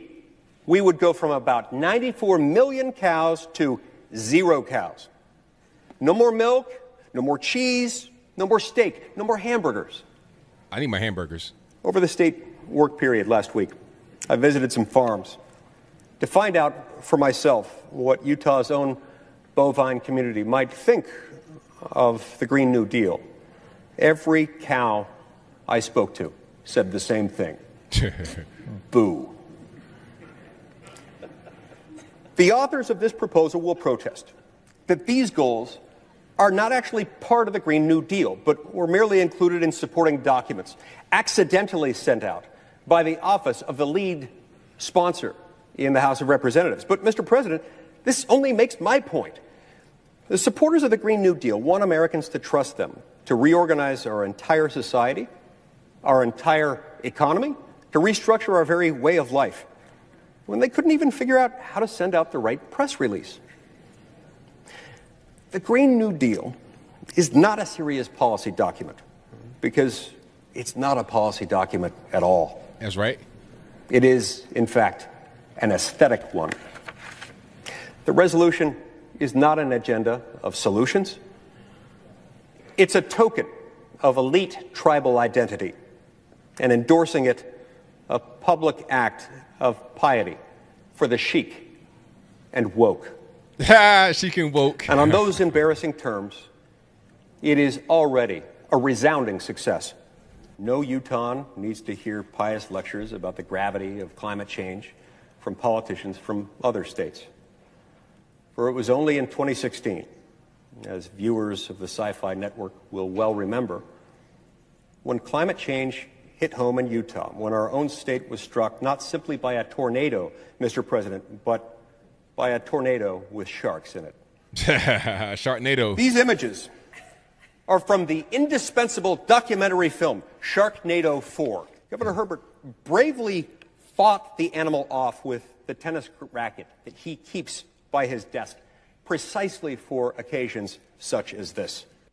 So let's be really clear, Mr. President. Climate change is no joke, but the Green New Deal is a joke. Well, that was very well done. I was surprised. I didn't expect to see the seahorses and the tauntauns. That kept me right there. That was just hilarious because really the Green New Deal, it was not just conjecture. He was serious because they're talking about flashlighting cows and trying to get rid of airplanes, just silly and stupid stuff. Nothing in there is serious, but at the same time, it did have some very scary things in there. It's all about trying to introduce communism. AOC got triggered at that, and she responded on the floor talking about they're spending all this money on posters of Aquaman, this, that, and the third. But, I mean, what are you talking about money for? How much is your Green New Deal going to cost? Trillions of dollars, more than the entire world's GDP? What, like 100 trillion? You can't just throw all this money like that. Like, come on, let's just use our brain. How are you going to eliminate airplanes? How are you going to just go from point A to point? What you going to do? Have underground tunnels? Like, you going to teleport? How are you going to get from A to B? I mean, it's crazy. That kind of mentality comes from an individual that has no idea about the world around us. Just a clueless person. And I'm glad that my man Mike Lee here just caught that out and you know, pretty well, if I do say so myself. So that'd be a wrap for that. And thank y'all for being here. That's a wrap for the show. Right at 11. We still got 235 in the building. If you guys want to keep talking to each other and keep the party going, go to Discord. The link for Discord is in the description box, and I'll place that right in the chat box. And before I bounce, I'm going to read the super chats that I did not read yet. Baptist 702 says, do I think there is steady growth within conservatives or centrists in order to help influence a culture towards conservative values? I think there is enough growth to help the entire country move forward in a positive direction. I think there is enough growth there. And especially the young people, they're going to be the ones to lead the charge. The older people, maybe not so much, because it's kind of hard to teach an old dog new tricks. But the young people, high school, college, they're going to be the ones to lead the way forward. So that's my opinion. And thank you to Nathan Shio, who says Bill Clinton didn't win the popular vote. Bill Clinton didn't win the popular vote in 1992. And am I talking about that? Hey, there you go. You know, you wouldn't have had your first black president in there in 1992 if it were not for the Electoral College. See, it's easy to hate on the Electoral College when it works against you, but when it works for you, all of a sudden you want to change your tune. That's not how it works. Either you have the rule all the time or you don't have it. That's just pretty much what it is. Thank you, James Cole. I appreciate it. I'm glad you're enjoying the show. Hopefully all of you guys enjoyed the show tonight, but that's going to be a wrap. Thank y'all for being here. I'll be back live again this Saturday, 8 p.m. Eastern. I don't know what time it is wherever you at, but 8 p.m. Eastern to 11 p.m. Eastern, 3-hour show. Call in. You know how it is. And if you want this hat, I have that in the box. Let me check it out right quick before y'all go. Hold on. Let's go to the store. You know, I always got to promote the store. You know, thank you guys who have been buying the shirts and the hats. It helps out a whole lot, especially when YouTube wants to do his own thing and act weird. You help me keep the party going. Okay, so we get the ABL shirts here. And the ABL, if you click on the ABL, that's a Burger King shirt. There's a coffee mug right there, too, if you want that. Just something fun I did. But the ABL shirt has just a regular shirt, and you have a women's style T-shirt. You know, and you have the coffee mug available in white, black, green, whatever you want. Up under the ABL shirt, you got the MAGA stars. You have to go back. I digress. I'm gonna redesign that one. I'll probably redesign that one, and I'll probably discontinue that one for now. The CNN sucks. A few of those got sold. Trump pinch. I got a Trump pinch 20 coming myself on Monday of next week, hopefully. The MS NPC, that's a fun one I did. And here is my hat that I have on right here. This one that you see on the screen is a regular snapback, which means it doesn't have the vent. You see mine has the vent on the side. That does not have the vent on the side, but it is a snapback, and mine is a snapback as well. I have the trucker hat, which is $23.99 right here, and that's available in black. You see the vent, and it's also available in the color I have, which is red. So that's mine right there. You see the color on my head. It's a pretty bright red. It's not as deep as it is right here on the screen. It's more of a true red. It's more of an American flag, red, white, and blue type red. Okay, and you can see the back, how it is with the vent. That's the one I have on right here. So that is pretty much it. So I thank y'all for joining. I will see you guys back next time. Hopefully you are subscribed. And also click that bell while you're here. If the bell is not clicked next to the subscribe button, please do that. It helps out tremendously. But that's all I got for real. So until next time, y'all be safe. I'm out. And peace.